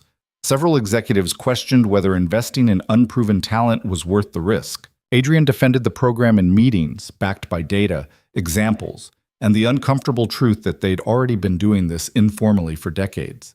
They'd just been calling it nepotism and old boys networks instead of talent development. James backed him up. So did Maria Santos and the other newly promoted employees, who were already exceeding expectations in their new roles. Slowly, grudgingly, the resistance eased. Not disappeared. Adrian wasn't naive enough to think he'd won everyone over, but eased enough that the program could actually function. By December, they'd identified 12 candidates for the first cohort. People working in custodial services, food service, facilities, security. People who'd been invisible. Adrian interviewed each of them personally, asked about their goals, their skills, what they wanted to build if someone gave them the chance. The interviews reminded him of sitting in Alara's office 2 years ago, uncertain and desperate and trying not to show it. He saw himself in every candidate's face. The supply chain overhaul completed on schedule. The Phoenix facility opened with only minor hiccups. The 3 employees Adrian had promoted were thriving, and Maya's asthma, while still requiring management, was the most stable it had been in years. Adrian stood in his office on the last day of the year, looking out at the city below, thinking about how much had changed. 2 years ago, he'd been cleaning these floors. Now he was reshaping how the company operated. It still didn't feel real sometimes. His phone rang. Maya calling from Rachel's place where she was spending New Year's Eve. "Hi, Daddy. Are you coming over for the countdown? Wouldn't miss it. Promise?" Promise. He kept that promise. Showed up at Rachel's at 10 p.m., helped Maya make popcorn, watched her fight to stay awake until midnight. She made it to 11:45 before falling asleep on the couch, her head on his shoulder. Rachel raised her glass of cheap champagne in a silent toast. Adrian raised his water back. The year turned over. The city outside erupted in noise, and Adrian sat there with his daughter sleeping against him, thinking that maybe, finally, he'd figured out what success actually looked like. It looked nothing like he'd imagined, but it felt right anyway. The first real test of the opportunity pipeline came in February, and it came in the form of Marcus Webb. Marcus had been Adrian's supervisor back when Adrian worked building services. The man who'd lectured him about being late, who'd given him Thompson's executive floor assignment, who'd been tired in the way everyone in building services was tired. He showed up at Adrian's office on a Tuesday morning without an appointment, looking older than Adrian remembered. "Cole," Marcus said from the doorway. "You got a minute?" Adrian gestured to the chair. Marcus sat like a man who wasn't sure he belonged there, which was probably accurate. "I heard about your program," Marcus said. "The one where you take people from the bottom and give them real jobs." "That's not exactly how I'd describe it, but close enough." "I want in." Adrian had learned to read people better over the past 2 years. Marcus wasn't desperate, not the way Adrian had been, but he was tired in a different way now. The kind of tired that came from realizing you'd spent 20 years doing the same thing and would probably spend 20 more unless something changed. "Tell me why," Adrian said. "Because I'm 52 years old and I supervise a cleaning crew. I'm good at it, but it's not what I thought I'd be doing at this age." Marcus leaned forward. "I got an associate's degree in business management 20 years ago. Took night classes while working full-time. Finished with a 3.7 GPA. You know what happened? Nothing. Every management position I applied for wanted experience I didn't have, and I couldn't get experience because nobody would hire me. So you gave up. So I got tired of being rejected and decided to just do my job and collect my paycheck. But then I watched you go from cleaning offices to running projects, and I thought maybe I gave up too soon." Adrian pulled up Marcus's employment file. 23 years at Grandstone. Consistent performance reviews. 2 minor commendations for handling emergencies well. Nothing that screamed untapped potential, but nothing that suggested he couldn't handle more responsibility either. "You're older than our typical candidates," Adrian said. "I know. And you've been in the same role for over 2 decades. Some people are going to see that as a red flag. Lack of ambition, resistance to change. Some people would be wrong." Adrian appreciated the directness. "What do you actually want? Not what you think I want to hear. What role are you aiming for? Marcus didn't hesitate. Facilities coordination, vendor management, project oversight, the kind of work where knowing how buildings actually operate matters more than having an MBA. That's specific. I've had 20 years to think about it. Adrian made a note. I'm not promising anything, but I'll review your application. If you make it into the program, you'll go through the same training and evaluation as everyone else. No special treatment because we used to work together. Wouldn't want it any other way. After Marcus left, Adrian sat at his desk thinking about the conversation. The program was designed for young talent, people in their 20s and early 30s who'd gotten stuck in dead-end jobs early. Marcus didn't fit that profile. He was older, more established in his role, potentially harder to develop. But he also represented something Adrian hadn't fully considered. People who'd given up not because they lacked ability, but because the system had beaten them down over time. How many Marcus Webbs were there in the building? People who'd tried once, failed, and spent decades wondering what might have been. He called Maria Santos. She'd become his informal advisor on program decisions, partly because she was smart, and partly because she remembered what it felt like to be on the other side of the opportunity. "What do you think?" Adrian asked after explaining the situation. "I think you're worried that if you include older candidates, people will say the program isn't working, that you're just giving charity to people who should have figured it out years ago. That's exactly what I'm worried about." "Then don't do it for Marcus. Do it for everyone who's going to see that even if you gave up once, you can still get another chance. That's worth more than optics." Adrian accepted Marcus into the program's second cohort. The pushback came immediately. The VP of Human Resources called him into a meeting. "Mr. Cole, I need to understand your selection criteria. Marcus Webb has been in the same position for 23 years. What makes you think he's suddenly going to excel in a management role?" "He applied, he's qualified, and he deserves the opportunity." "That's not criteria. That's sentiment." "No, that's recognizing that talent doesn't have an expiration date. Marcus has institutional knowledge that's valuable. He understands building operations better than most people with fancy degrees. And he's been doing the same job for 20 years, not because he lacks ability, but because nobody gave him a chance to prove otherwise. And if he fails? Then he fails. But I'd rather give him the chance and have him fail than not give him the chance and wonder what might have been." The VP wasn't happy, but Adrian had Alar's backing, and that was enough to shut down the objection. Marcus started training in March. Adrian watched him closely, looking for signs that maybe the VP had been right, that 20 years of routine had calcified into inability to adapt. What he saw instead was someone who absorbed information like he'd been starving for it. Marcus asked smart questions, challenged assumptions when they didn't align with operational reality, and brought perspective that the younger candidates lacked. 8 weeks into the program, Marcus was outperforming half the cohort. James noticed too. "Your janitor supervisor is showing up people half his age." Former janitor supervisor. And yeah, he is. "You know what that means? It means you were right and HR was wrong. Don't let it go to your head." But it did go to Adrian's head a little, not in an arrogant way, more in a validation way. The program was working, people were thriving, and the company was benefiting from talent it would have otherwise ignored. Maya's school called in April. Not about an asthma attack this time, but about her grades. She was struggling in math, falling behind despite extra help from her teacher.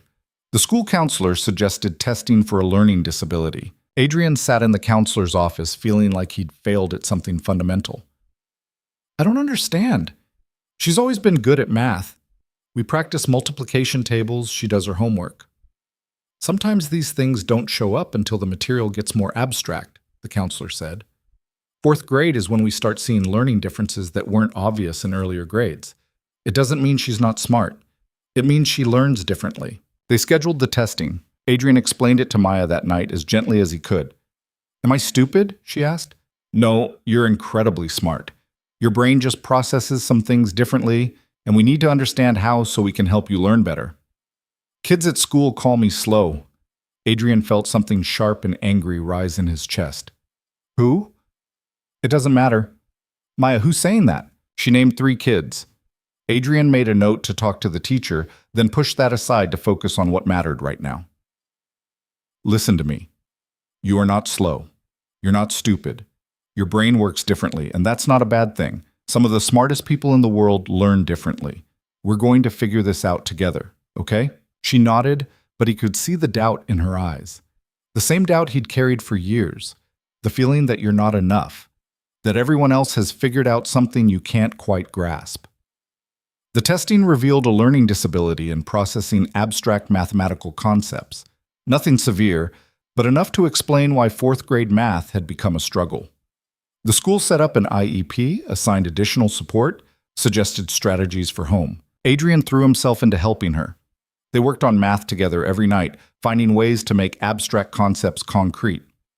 Money for decimals, cooking for fractions, drawing pictures for word problems. It was slow, frustrating work. Maya cried more than once.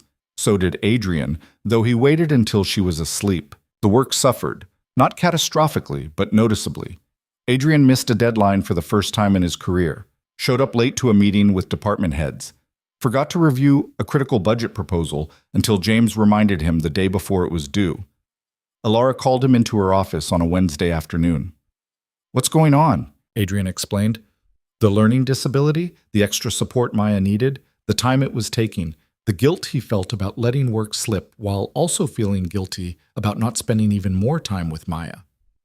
"So you're drowning," Alara said. "I'm managing." That's what drowning people always say. She pulled up his calendar. "You're in back-to-back meetings 4 days a week. You're overseeing 3 major initiatives.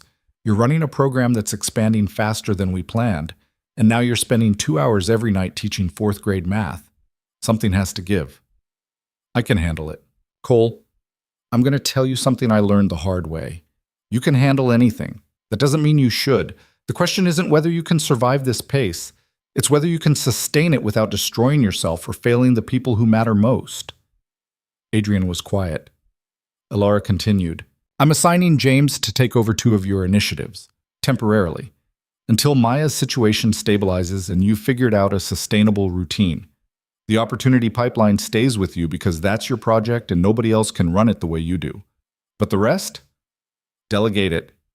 Let other people carry some weight." "That feels like failing." "That's because you think success means doing everything yourself. It doesn't. Success means knowing when to ask for help." Adrian delegated. It felt wrong, like admitting defeat, but James took over the supply chain expansion and the Phoenix facility follow-up without complaint. Other team members stepped up to fill gaps. The work continued without Adrian micromanaging every detail. And slowly, he found a rhythm with Maya.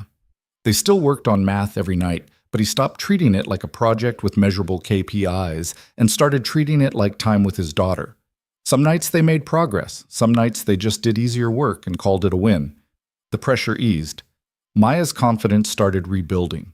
By June, her grades were improving. Not perfect, but better. More importantly, she stopped crying over homework and started believing she could figure things out. The Opportunity Pipeline's first cohort graduated in July. All 12 participants had completed training and moved into new roles. 10 were thriving. 1 had struggled and moved back to their original position, which Adrian considered a success in its own way. Better to try and discover it wasn't the right fit than never try at all. 1 had exceeded every expectation and was already being considered for additional advancement. Adrian stood in front of the graduation ceremony, just a small event in a conference room, nothing fancy, and looked at the 12 people who'd taken a chance on themselves because someone had taken a chance on them. 2 years ago, he said, someone saw potential in me that I didn't see in myself. She gave me an opportunity that changed my life. Not just my career, my entire life, my daughter's life. And I'm standing here today because I want to pass that forward. Because talent isn't about degrees or connections or being in the right place at the right time. It's about what you do when someone finally gives you the chance to show what you can do. He looked at Marcus Webb, who'd moved into a facilities coordination role and was already improving vendor relationships across 3 departments. At Maria Santos, who'd built software that was saving the company 6 figures annually. At 10 other people who were proving every day that invisible didn't mean incapable. "You've all proven that," Adrian continued. "Now go prove it to everyone else." The applause was modest but genuine.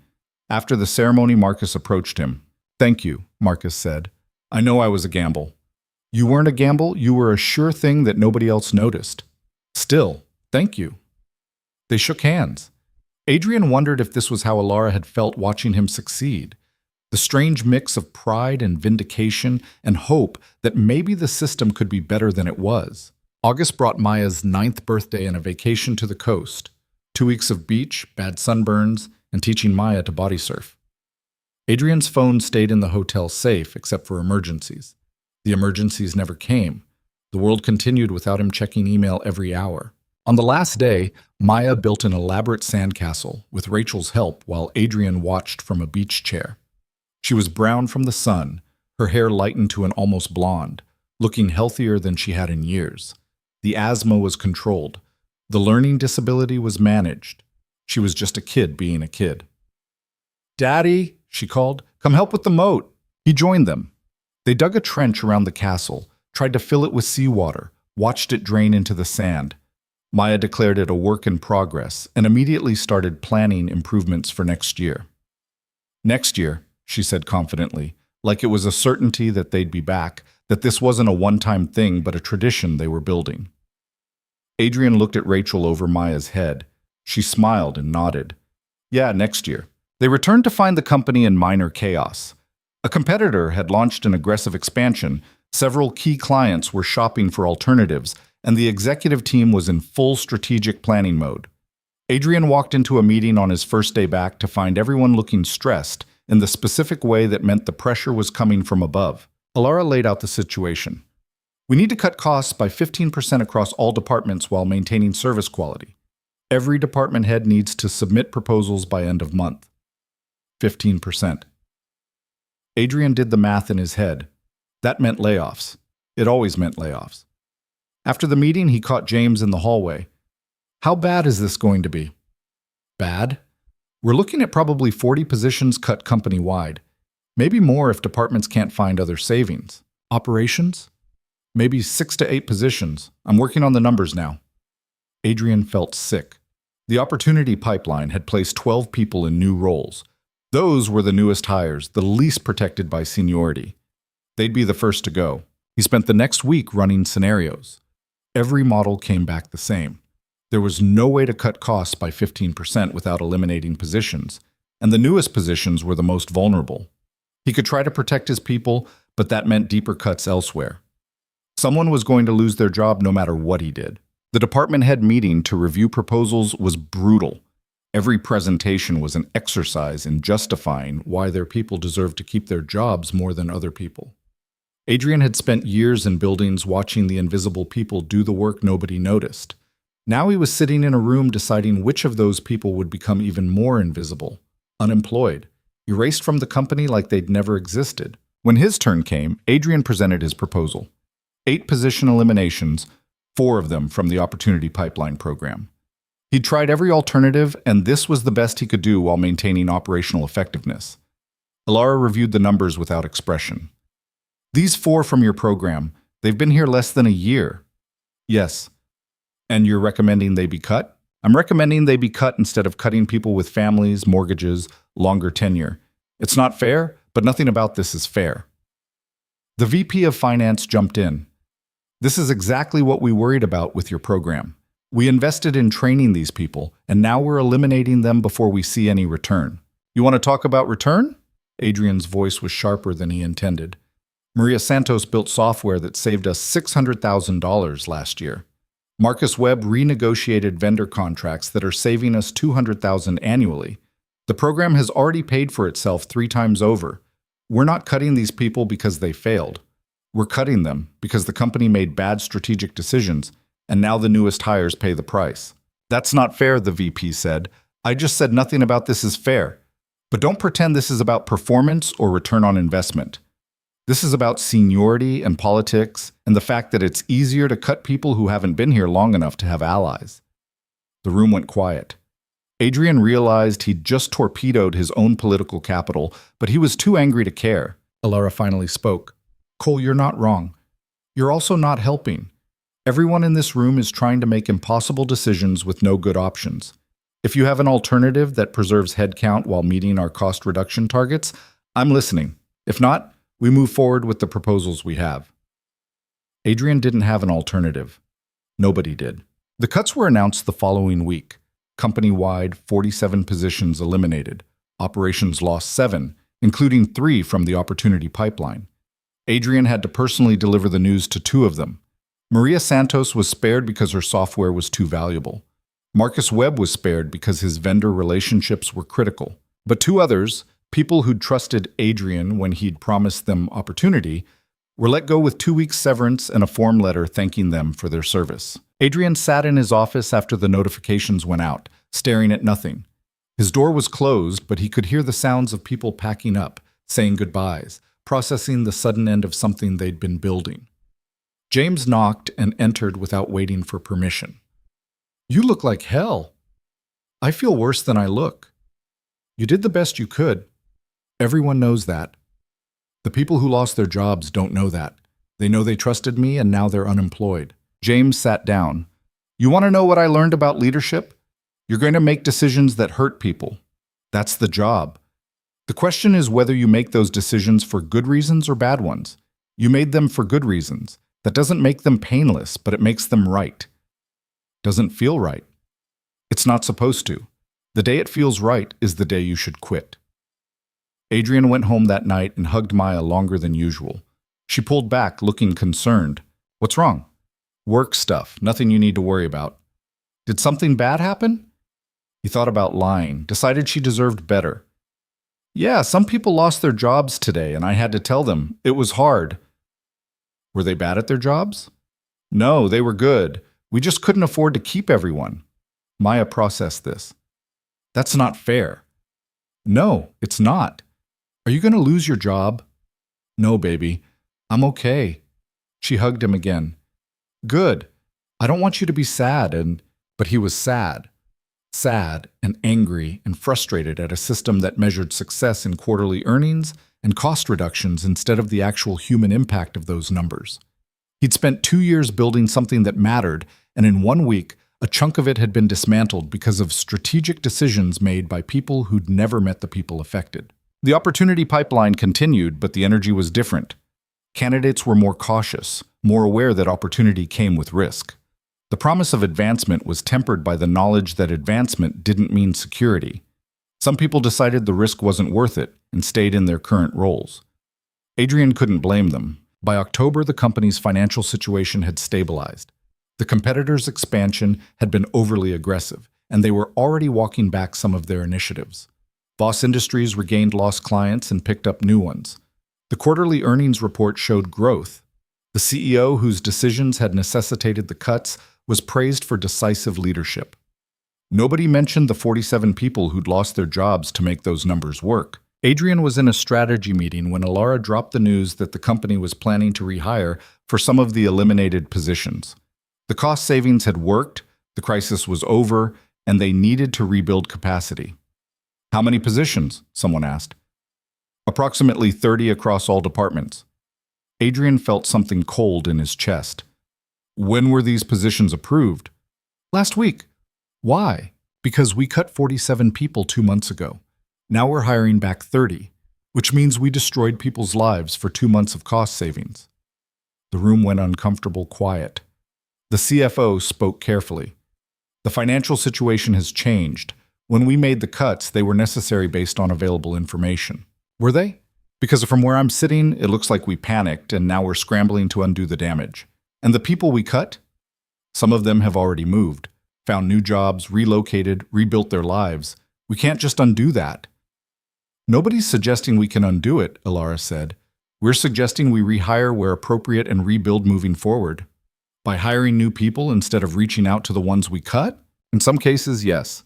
In other cases, we'll certainly reach out to former employees if they're interested in returning." Adrian left the meeting early. He went back to his office, pulled up contact information for the 2 opportunity pipeline participants who'd been let go, and called them both. One had found a new job and was happy where she landed. The other was still looking, struggling, angry.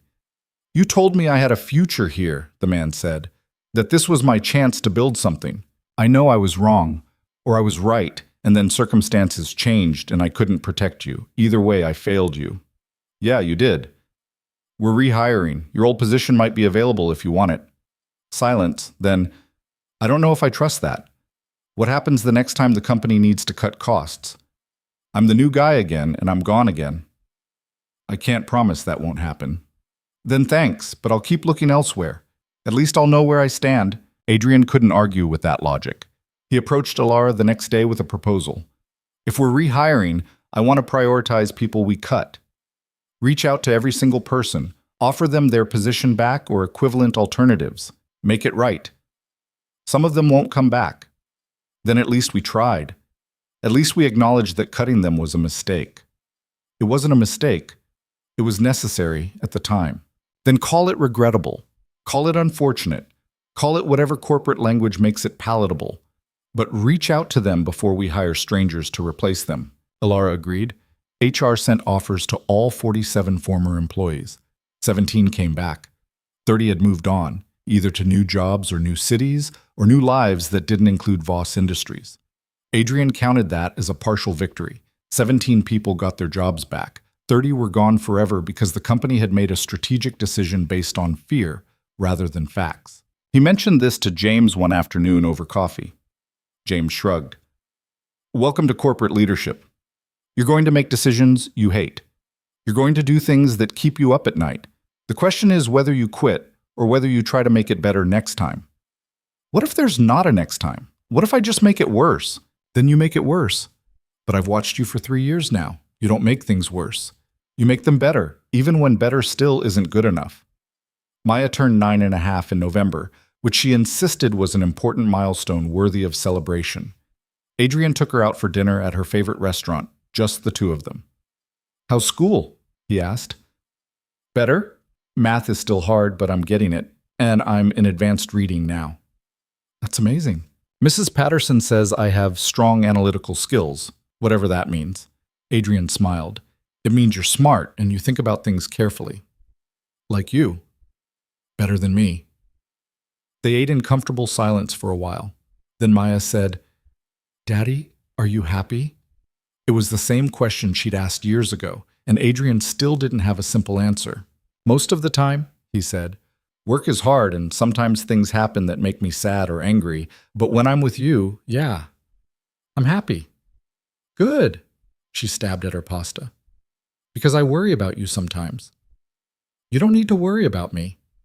Yes, I do. You're my dad. That's what kids do. Adrian reached across the table and squeezed her hand. 9 years old and already understanding things she shouldn't have to understand. The weight of responsibility, the complexity of adult emotions, the knowledge that happiness wasn't constant but something you worked toward. I'm okay, he promised. We're both okay. She smiled, and for that moment, it was true. December arrived with the kind of cold that made Adrian remember winters when he couldn't afford to run the heat properly. Now the thermostat in their apartment stayed at 72, and Maya never had to sleep in 2 sweaters. Small things.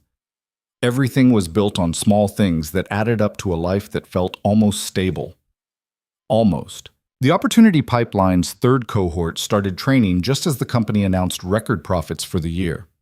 Alara mentioned it in an all-hands meeting, praising the efficiency improvements and cost management that had driven growth. Adrian sat in the back of the auditorium and thought about the 47 people who weren't there to hear it, the ones whose elimination had contributed to those record profits. Success built on other people's failure. That was the part they never put in the annual report. After the meeting, Marcus found him in the hallway. You look like you're about to set something on fire. Just thinking about accounting, how we measure what matters. Dangerous thoughts for a man in your position. Probably. Marcus studied him. You know what I learned after 20 years of being invisible?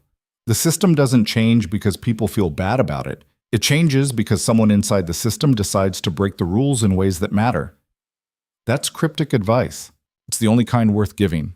Adrian carried that conversation with him into the new year. January brought Maya's 10th birthday and a realization that she was halfway to adulthood. Double digits. She wanted a birthday party with friends from school, which meant Adrian spent a Saturday supervising 8 fifth graders hopped up on cake and arcade games. It was chaos. It was perfect. Rachel watched from a distance, shaking her head.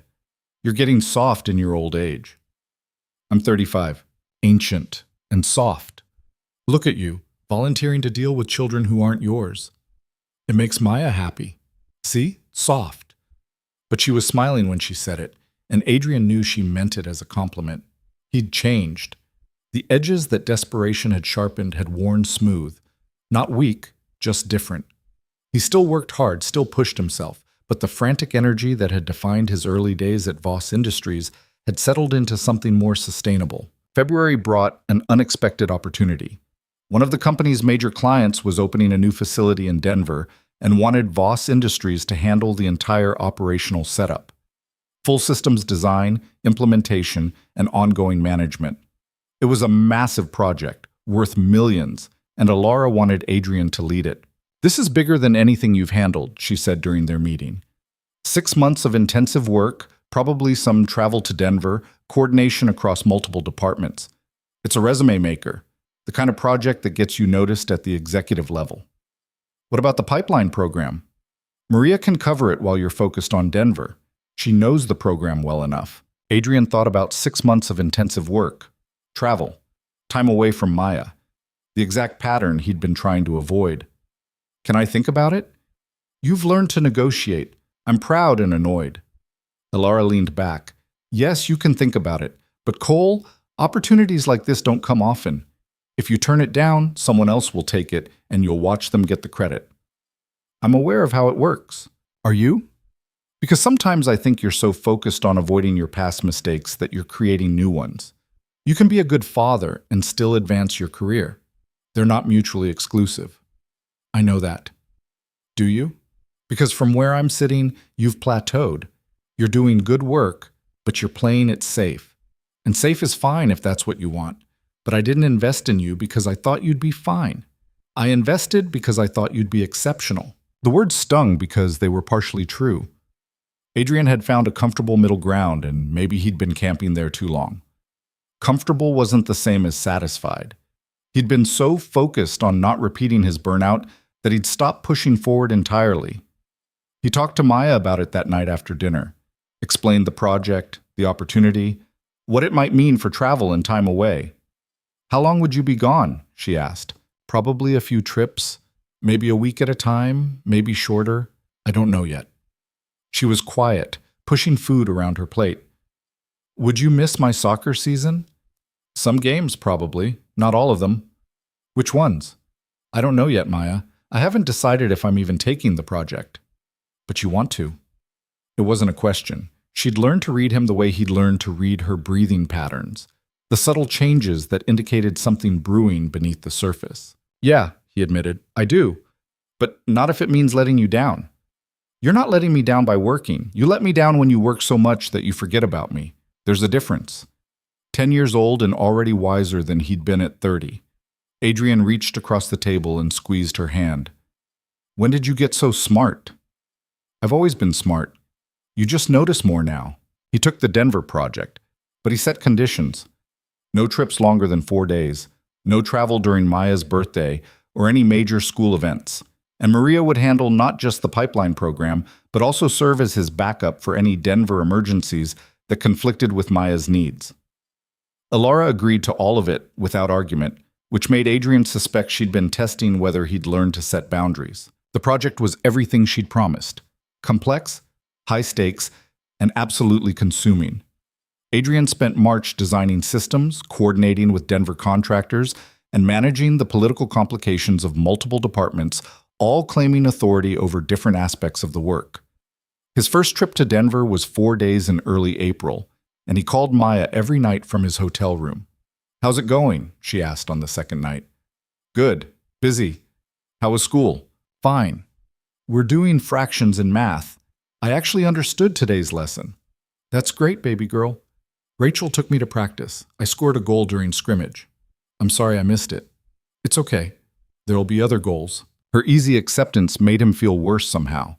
Like maybe she'd adjusted too well to his absence, learned not to expect his presence as a guarantee. He flew home Friday afternoon and went straight to her Saturday morning game, exhausted but determined. She saw him in the bleachers and her face lit up in a way that made the exhaustion worth it. May brought complications. The Denver facility's construction hit delays. Equipment deliveries were pushed back. The timeline that had been aggressive but manageable became nearly impossible. Adrian was on calls until midnight most nights, flew to Denver twice in 3 weeks, and started feeling the old familiar pressure building. The sense that he was stretched too thin, that something had to break. It broke during one of Maya's soccer games. Adrian was there physically but mentally still in Denver, running through contingency plans and revised schedules. Maya got fouled hard, went down clutching her ankle. The ref called time. The coach jogged over to check on her. Adrian didn't move. He sat in the bleachers watching the scene unfold, and his first thought wasn't about Maya's ankle. It was about whether he'd have time to review the equipment specifications before Monday's call with the Denver contractor. Rachel noticed. She was sitting 3 rows down, but she turned around and stared at him with an expression that made him feel about 3 inches tall. "Go check on your daughter," she said quietly. Adrian snapped back to reality. He climbed down from the bleachers, jogged to where Maya was sitting on the grass. Her ankle was already swelling. "Does it hurt a lot?" he asked. "It's not that bad. I can finish the game." The coach shook his head. "Let's sit this one out and ice it. Better safe than sorry." Adrian carried Maya to the sideline. She was too old to be carried, too big for it to be comfortable, but she let him do it anyway. They sat together while the game continued, an ice pack wrapped around her ankle. "Sorry you had to leave the bleachers," she said after a while. "What are you talking about? I was coming down anyway." "No, you weren't. You were thinking about work. I could tell." Adrian felt something cold in his chest. "Maya, I'm sorry. I should have been paying attention." "It's fine. I know you're stressed about Denver. That's not an excuse." "I know, but it's a reason." She adjusted the ice pack. "Daddy, can I ask you something?" "Always." "Are you happy doing this job? Like actually happy? Not just saying you are because you think you should be?" The question was too big for a soccer field conversation. Adrian bought time by checking her ankle, making sure the swelling wasn't getting worse. "I'm happy we can afford your medical care," he said finally. "I'm happy we have a nice apartment, and you can play soccer, and we don't have to worry about money the way we used to. The job makes that possible." "That's not what I asked." "I know." She looked at him with those eyes that were too knowing for 10 years old. "You can love me and still want things for yourself. They don't cancel each other out." "Where'd you learn that?" "Mrs. Patterson. We're reading this book about a mom who's also a scientist, and she has to go on this expedition, and her kids are sad but also proud of her. It made me think about you." Adrian pulled her into a side hug, careful of the ankle. "You're too smart for your own good." "I learned from you." The game ended. Maya's team won. Her ankle was sprained but not broken. They went for ice cream anyway, Rachel joining them, and talked about everything except work and stress and the constant balancing act of being a parent with ambitions beyond parenting. The Denver project completed in late June, 2 weeks behind schedule, but under budget and exceeding the client's expectations. Adrian presented the final report to Alara and the executive team, fielding questions with the kind of confidence that came from knowing every detail of the work. When he finished, the CEO himself spoke up. "Excellent work, Mr. Cole. This is exactly the kind of leadership we need more of." After the meeting, Alara caught him in the hallway. "We're creating a VP role. Strategic operations, multi-facility coordination, major client relationships, direct report to the CEO. The job is yours if you want it." There it was. The thing he'd wanted 3 years ago, offered now when he'd mostly stopped wanting it. "What's the catch?" Adrian asked. "Significant travel.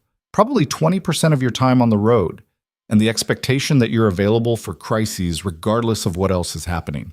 It's the executive track, Cole. It's where you've been heading since day one." "Can I think about it?"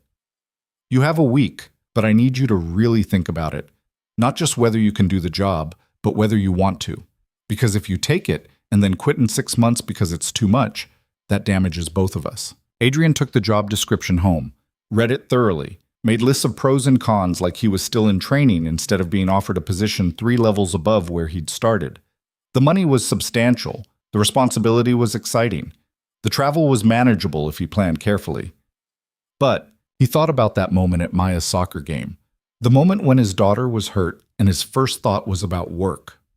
He thought about missing games, missing school events, missing the daily small moments that added up to actually knowing your kid instead of just living in the same house as them. He called Alara on day 6. "I need to decline the VP offer." She was quiet for a moment. "Can I ask why?" "Because I'd be good at the job and it would consume me. And I've spent 10 years watching my daughter grow up in the margins of my life. I don't want to spend the next 8 doing the same thing. That's valid, also disappointing. I know, I'm sorry. Don't be sorry, be honest. Is this about work-life balance, or is this about something else? Adrian thought about how to answer that. I think I've been chasing validation for so long that I forgot to ask what I actually want. And what I want is to be present for my daughter. To do work that matters, but not work that owns me. Maybe that makes me less ambitious than you thought. It makes you different than I thought. Not less. Elara paused. What if we created something else?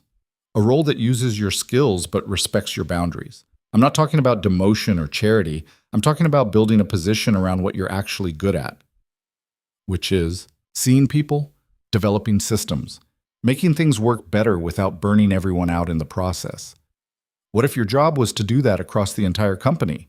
Strategic advisor role, project-based, minimal travel, maximum impact. That sounds made up. Most good jobs are. I'll send you a proposal by Friday. You think about it, talk to Maya, and then we'll figure out if it makes sense. The proposal arrived Thursday night.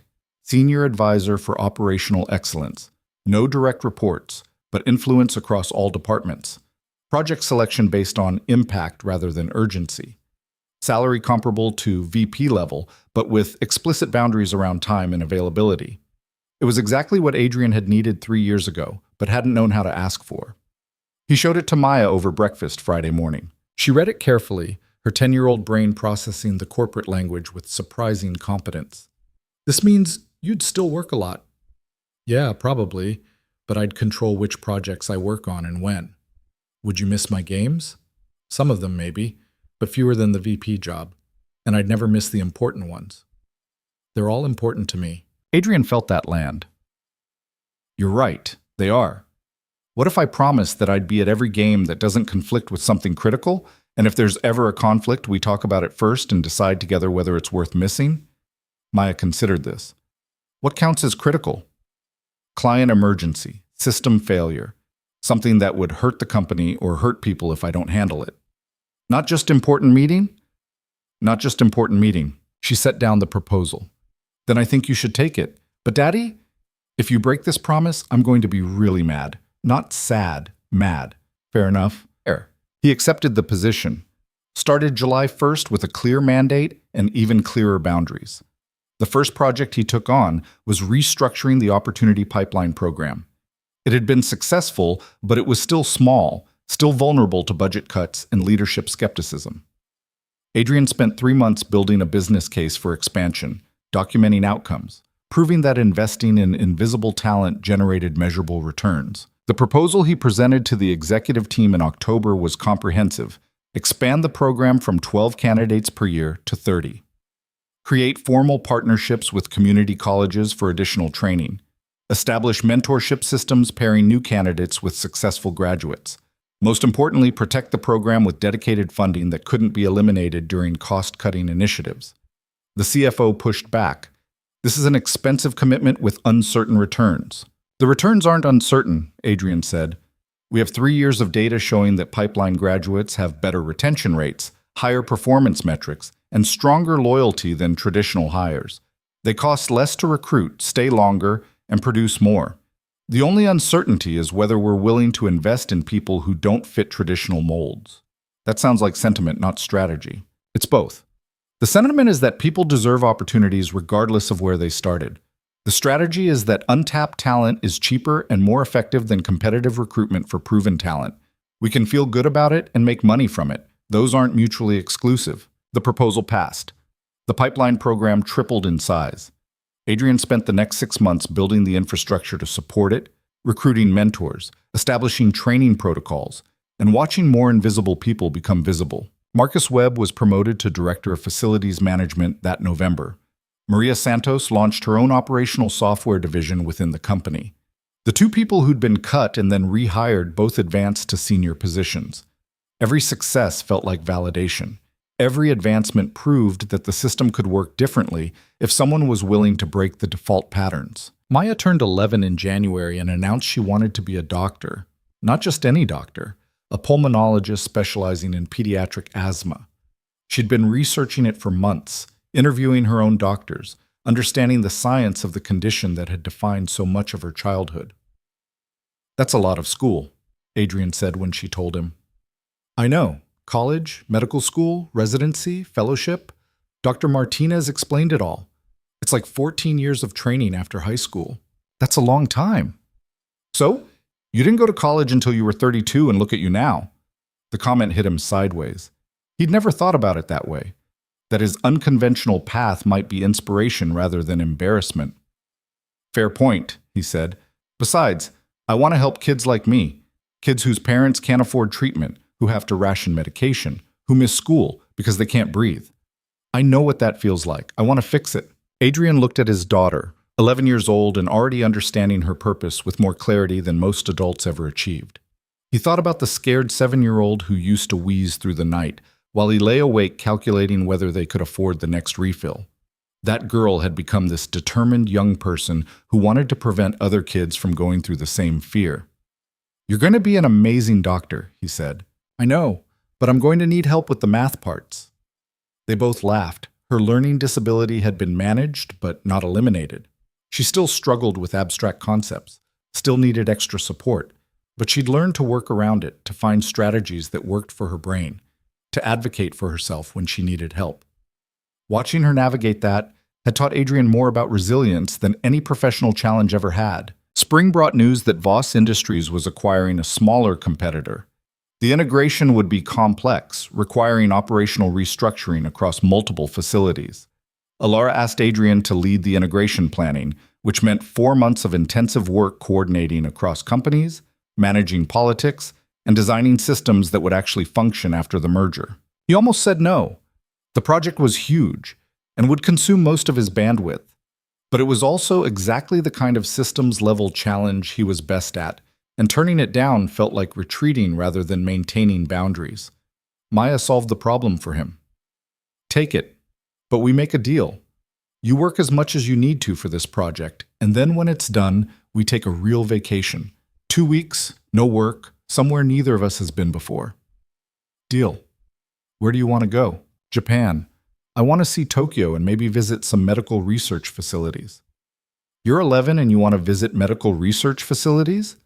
"I'm preparing for my future, plus they have really good food, and I want to try real ramen." Adrian took the merger project. It was brutal, long hours, complex negotiations, constant crisis management, but he kept his promise about boundaries. He missed some of Maya's games, but not the important ones. He worked late nights, but not every night. And when the project completed successfully in August, exactly on schedule, he and Maya boarded a plane to Tokyo. The trip was everything Maya wanted. They ate ramen, explored temples, and yes, visited a pediatric respiratory research center where Maya asked questions that made the researchers look at Adrian with expressions that said, "Your daughter is going to be something special." He knew. He'd always known. On their last night, they sat in a small restaurant in Shibuya, eating yakitori and watching people cross the famous intersection outside the window. "Daddy?" Maya said between bites. "Can I ask you something serious?" "Always." "Do you ever regret taking that promotion, the one Ms. Voss gave you?" Adrian thought about the question. "Sometimes I regret how I handled it initially. Working too much, missing too much of your life. But regret taking it? No, it changed everything for us. Not just us. For a lot of people." "What do you mean?" "I mean the pipeline program. All those people who got opportunities because you got an opportunity and then made sure other people got opportunities too. That's like exponential impact. We learned about exponential growth in math. This is exponential opportunity." Adrian stared at his daughter. "How are you 11? Almost 12. And I pay attention." She smiled. "You taught me that. To notice people. To see when someone's trying hard but no one's watching. You did that for other people because someone did it for you. That's a very mature observation. I'm a very mature 11-year-old. They finished dinner and walked back to their hotel through streets that glowed with neon and possibility. Adrian thought about the man he'd been 6 years ago, desperate, exhausted, invisible. And the man he'd become, still flawed, still struggling sometimes, but fundamentally different in ways that mattered. The transformation hadn't been smooth. It hadn't been a straight line from cleaning offices to strategic advisor, from surviving to thriving. There had been mistakes, failures, moments when he'd almost given up or burned out or destroyed the very thing he was trying to build. But he'd learned, adjusted, figured out that success wasn't about perfection. It was about showing up, trying again, and being willing to admit when you were wrong. They flew home to news that the pipeline program was being featured in a business journal as an example of innovative talent development. The article interviewed several program graduates, including Marcus Webb and Maria Santos. It quoted Alara extensively about the business case for investing in overlooked talent, and it mentioned Adrian by name as the architect of the program, though he knew that wasn't entirely accurate. He'd built the structure, but Alara had provided the opportunity and the resources. The graduates had done the actual work of proving it could succeed. The article generated interest from other companies. Adrian started getting calls from consultants wanting to replicate the model, HR directors asking for advice, and recruiters offering positions at competing firms with substantial salary increases. He turned down all of it, not because he wasn't ambitious, but because he'd learned the difference between chasing opportunity and building something sustainable. Maya started middle school that fall. 6th grade, new building, the beginning of the teenage years that Rachel warned him would be challenging in entirely new ways. She was right. Maya became moodier, more private, less willing to share every detail of her day. But she also became more independent, more capable, more clearly the person she was going to become. Her asthma was so well controlled now that she rarely needed her rescue inhaler. The new medications, the environmental controls, the consistent monitoring, all of it had worked. She still had limitations, still had to be careful, but she lived a mostly normal life. Adrian sometimes forgot how close they'd come to a very different reality. He thought about that one evening when Maya was doing homework at the kitchen table, and he was reviewing a project proposal. The normalcy of the scene, the quiet domesticity of a Tuesday night with no crisis, no emergency, just routine, felt like the most profound achievement of his life. Not the promotions or the recognition or the program he'd built. Just this, being present for his daughter while she figured out pre-algebra. "Daddy, can you help me with this problem?" Maya asked. "Maybe. What is it?" Word problem about rates, something about 2 trains leaving stations. Adrian looked at the problem. His brain, trained on operational logistics, actually found the word problem intuitive. Okay, so train A is traveling at 60 miles per hour and train B is traveling at 75 miles per hour. They're 210 miles apart. When do they meet? They worked through it together. Maya's learning disability meant she needed to visualize it differently, so Adrian drew a diagram showing the trains as points on a line, calculating distance over time. When she finally got the answer, she looked genuinely pleased with herself. "I hate that this is hard for me," she said. "Other kids just get it." Other kids don't get a lot of things that you do. You think in patterns most people miss. That's not a disability. It's a different way of processing information. That's what Mrs. Patterson says too. Mrs. Patterson sounds smart. She is. She told me I should consider being a researcher instead of a practicing doctor, that my brain is good at seeing connections and patterns in data. What do you think about that? Maya shrugged. Maybe. I still want to help people, but maybe there are different ways to do that. I don't have to figure it out now. No, you've got time. Christmas that year was the first one where money wasn't a background stress. Adrian bought Maya the gifts she actually wanted instead of the ones he could afford. They visited Rachel for dinner, exchanged presents, and Maya fell asleep on Rachel's couch before 9 p.m., exhausted from the excitement of the day. Rachel and Adrian sat in the kitchen drinking coffee while Maya slept. "You did good," Rachel said. "With her, with yourself, with all of it." "I had help." "Sure. But you did the work, and you didn't destroy yourself doing it, which is honestly more impressive than the success part." Adrian thought about that. The not destroying yourself part had been harder than the success part. Learning to set boundaries, to delegate, to admit when he was overwhelmed, those had been skills that didn't come naturally, but he'd learned them, mostly by screwing up and then figuring out how not to screw up the same way twice. "I'm still figuring it out," he said. "Everyone is. That's the secret nobody tells you. Even people who look like they have it together are mostly just improvising and hoping it works out." Maya's middle school years passed faster than Adrian expected. Suddenly, she was 13, then 14, then 15. She joined the debate team, continued playing soccer, maintained her focus on eventually studying medicine. Her grades were solid despite the learning disability. She'd learned to advocate for herself, to ask for accommodations when she needed them, to work twice as hard in math class and still be okay with being average at it because she was exceptional at other things. The pipeline program continued expanding. By Maya's sophomore year of high school, it had placed over 200 people in career track positions across the company. The retention rate was 92%. The performance metrics exceeded traditional hires, and other companies had started implementing similar programs, though none with quite the same success. Adrian had been promoted again, this time to Vice President of Organizational Development. The irony wasn't lost on him. The position he'd turned down years ago had eventually found him anyway, but restructured around his life instead of consuming it. He traveled occasionally, worked long hours sometimes, but maintained the boundaries that kept him present for Maya's important moments. He made it to every debate competition, most soccer games, parent-teacher conferences, college planning sessions, and the regular chaos of parenting a teenager who was brilliant and stubborn in equal measure. Maya got her driver's license at 16 and immediately announced she wanted to volunteer at the Children's Hospital. Adrian drove her to her first shift, watched her walk into the building in scrubs that were slightly too big, and felt something complicated in his chest. Pride, certainly, but also the awareness that she was becoming independent in ways that meant she needed him less. "She's growing up," Rachel said when he mentioned it later. "That's what you wanted." "I know. It's just strange. 10 years ago I was fighting to keep her alive. Now she's volunteering to help other sick kids." "That's not strange.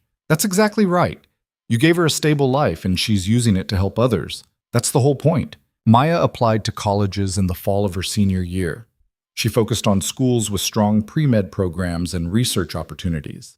Her essays were about growing up with severe asthma, about understanding healthcare from the patient perspective, about wanting to make treatment accessible for families who couldn't afford it. She wrote about her father's journey from custodian to executive and what it taught her about seeing people's potential beyond their circumstances. Adrian read the essays with tears in his eyes. Not because they were sentimental, Maya had inherited his tendency toward practical directness, but because they were true. She'd taken the lessons of his struggle and transformed them into purpose. His failures and recoveries had become her foundation. She got accepted to multiple schools, chose a university with a strong medical research program and a full scholarship. The scholarship was merit-based, awarded to students pursuing careers in underserved medical specialties. Maya's focus on pediatric pulmonology and health equity had set her apart. The day the scholarship letter arrived, Adrian called Alara. They'd maintained a professional relationship over the years, but also something resembling friendship. She'd watched Maya grow up through Adrian's stories, had met her a few times at company events. "She got a full ride," Adrian said, "for 4 years, everything covered." "That's exceptional. Congratulations. I wanted to thank you. None of this happens without that day you told me to stay in your office." "Cole, you're giving me too much credit. I gave you an opportunity. You did everything else." "I gave other people opportunities because you showed me it was possible. And they'll do the same for someone else eventually. That's how it works. One person opens a door, and if they're smart, they leave it open for the next person." Alara paused. What's Maya planning to do with her medical career? Change the system, make treatment accessible, prevent other families from going through what we went through. She sounds like you. She's better than me, less stubborn, more focused, and she figured out her purpose at 18 instead of 32. Different timelines, same outcome. Both of you making things better. They talked for a few more minutes before hanging up. Adrian sat in his office, corner office now, with a view of the city, and thought about timing. About how a random Tuesday morning 7 years ago, walking into the wrong office at the wrong time had changed everything. It hadn't been luck. It had been someone seeing something in him that he hadn't seen in himself, and then him learning to see it in others. Maya's high school graduation was in June. She gave a speech as valedictorian, talking about resilience and opportunity and the responsibility that came with being given chances others didn't get. Adrian sat in the audience next to Rachel and cried openly, not caring who saw. After the ceremony, Maya found him in the crowd. "You okay, Dad?" "Yeah, just proud. It's embarrassing when you cry at stuff." "I'm old, I get to cry at stuff." She hugged him, and for a moment she was 7 years old again, wheezing in his arms, both of them scared but trying not to show it. Then she pulled back and she was 18, about to start college, ready to become whoever she was going to be. "Thank you," she said quietly. For everything. For working hard enough that I could have opportunities. For showing me that where you start doesn't determine where you end up. For teaching me to see people. You figured most of that out yourself. Maybe. But you gave me the space to do it. Summer passed quickly. Adrian helped Maya pack for college, drove her to campus, helped set up her dorm room. Leaving her there was harder than he expected. The apartment felt empty without her, too quiet, like he'd forgotten what his life was supposed to look like without being structured around someone else's needs. He called her more often than she probably wanted. She tolerated it with good humor, updating him on classes and friends and her work in a research lab studying inflammatory response in asthma patients.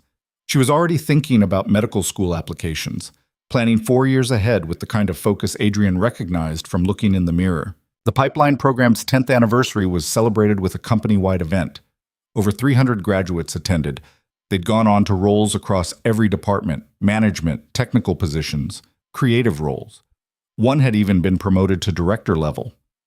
The program had become part of the company's identity, proof that Voss Industries invested in people rather than just extracting value from them. Adrian gave a short speech at the event, keeping it simple. 10 years ago, someone took a chance on me. I was cleaning offices and drowning in medical debt and trying to keep my daughter alive. That chance changed everything, not just for me, but for my daughter, and hopefully for the people in this room, and hopefully for the people you'll give chances to in the future.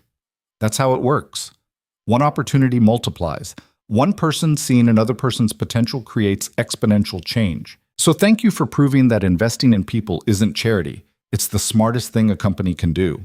The applause was genuine. Afterward, dozens of people approached him with stories. How the program had changed their trajectory. How they'd been invisible before and visible after. How they were passing forward the opportunity they'd been given. Marcus Webb, now Senior Vice President of Operations, pulled him aside. You know what you did? You changed the culture. Not just the program, the whole way this company thinks about talent and potential. That's legacy work. It was Alara's idea originally. She gave you the framework. You built the house. Don't downplay it. Adrian went home that night and called Maya. She was studying for midterms but took the call anyway. How was the anniversary thing? She asked. Good. A lot of people showed up. Everyone had stories about how the program changed their lives. That's your impact. You should feel good about it. I do. But I also keep thinking that none of it would exist if your asthma hadn't been so expensive. If I hadn't been desperate enough to work those extra shifts. If I hadn't walked into the wrong office that day. Maya was quiet for a moment. Dad, you can't attribute your success to my illness. That's weird and kind of dark. That's not what I meant. I know what you meant. You're saying circumstances forced you into a situation that created opportunity. But you're the one who took the opportunity. You're the one who worked hard enough to deserve the promotion. And you're the one who decided to build something that would help other people instead of just helping yourself. My asthma is part of the story, but it's not the reason the story ends well. You are. Adrian felt his throat tighten. When did you get so wise? I learned from you. Eventually. After you stopped making the same mistakes over and over. They both laughed. Adrian could hear voices in the background, Maya's roommate saying something about pizza. Go study, Adrian said. Call me this weekend. I will. Love you, Dad. Love you too, baby girl. The years continued. Maya graduated college with honors, got accepted to medical school, dove into the grueling reality of medical training. Adrian visited when he could, sent care packages during exam weeks, and watched her become the doctor she'd promised she'd be when she was 11 years old. He continued working, still finding ways to improve systems, still advocating for programs that invested in overlooked talent. He mentored younger employees, pushed back against short-sighted cost-cutting, and slowly, steadily made the company better than it had been. Not perfect, organizations never were, but better, more equitable, more willing to see potential in unexpected places. Rachel retired at 65 and moved to Florida. Adrian visited her there, sat on her porch drinking sweet tea, and talked about how strange it was that they'd both made it this far. You know what I'm proud of, Rachel said. Not that you got successful, that's fine, but whatever. I'm proud that you didn't become an asshole. You got power and money and recognition and you stayed decent. That's rare. I had good examples. You had me and Dad, and we were both broke and tired. You figured out decency on your own. Adrian thought about that. Maybe she was right. Maybe staying decent when you had resources was its own kind of achievement. He'd seen plenty of people in leadership positions who'd forgotten what it felt like to struggle, who made decisions about people's lives without considering the human impact. He'd worked hard not to become that person. Maya finished her residency and accepted a fellowship at a major children's hospital, specializing in pediatric pulmonology. She published research on treatment accessibility, consulted on policy changes, and started a nonprofit focused on providing medication assistance to low-income families with asthmatic children. The nonprofit was small but growing, funded partially by donations and partially by her own money. She'd learned from Adrian's example that you could do well and do good simultaneously. Adrian attended the nonprofit's first major fundraising event. He sat at a table with other donors, watching his daughter, now Dr. Maya Cole, present research and outcomes and plans for expansion. She was 32 years old, the same age he'd been when his life changed. But she'd gotten there so differently, with education and opportunity and a foundation that let her build instead of just survive. After her presentation, she found him at his table. "What did you think?" "I think you're doing exactly what you said you'd do when you were 11 years old. That's impressive consistency." "I learned from you. Set a goal, work toward it, don't give up when it gets hard." "I also learned to ask for help eventually." "Yeah, that took you a while. I'm better at that part." They stood together watching other attendees network and donate and commit to supporting the work. Adrian thought about the 7-year-old girl who'd struggled to breathe, who'd inspired him to work himself to exhaustion, who'd become the reason he'd taken that promotion and then the reason he'd learned to balance ambition with presence. She'd grown into this remarkable woman who was now helping other families avoid the fear and desperation that had defined her childhood. "I'm proud of you," Adrian said quietly. "I know. You've been telling me that since I was 7. Maya smiled. "But I'm proud of you too, for figuring it out, for not giving up, for showing me that it's possible to change your trajectory if someone gives you a chance and you work hard enough to deserve it. You would have made it regardless. You're brilliant. Maybe, but I got to make it without drowning in medical debt because you got that insurance. I got to focus on school instead of working multiple jobs because we had stability. You gave me a foundation. That matters." Adrian pulled her into a hug, not caring that they were in a room full of people. "You were always the reason, for all of it." "I know. But Dad, you were your own reason too. You just needed someone to see it first." They pulled apart. Maya went back to networking, talking to donors, explaining her vision for expanding treatment access. Adrian watched her work the room with the confidence of someone who knew exactly what they were building and why it mattered. He thought about the moment 7 years ago, or was it 8 now? Time moved strangely when he'd accidentally walked into Alara Voss's office. The terror and confusion and desperate hope that maybe, somehow, this wouldn't end in disaster. How that single moment had cascaded into everything that came after. The promotion, the struggles, the mistakes, the learning, the growth. The opportunity pipeline. The hundreds of people whose lives had changed because someone had changed his. It hadn't been smooth. It hadn't been a story of instant transformation or easy success.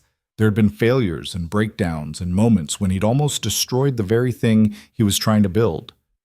But he'd learned, adjusted, figured out that transformation wasn't about becoming perfect. It was about becoming better than you were, about making different mistakes instead of the same ones, about being willing to see your flaws and work on them. And most importantly, he'd learned that being seen mattered. That moment when someone looked at you and recognized potential you didn't know you had, that was the catalyst. Everything else was work and choice and persistence. But it started with being seen. That was the lesson he'd carried forward.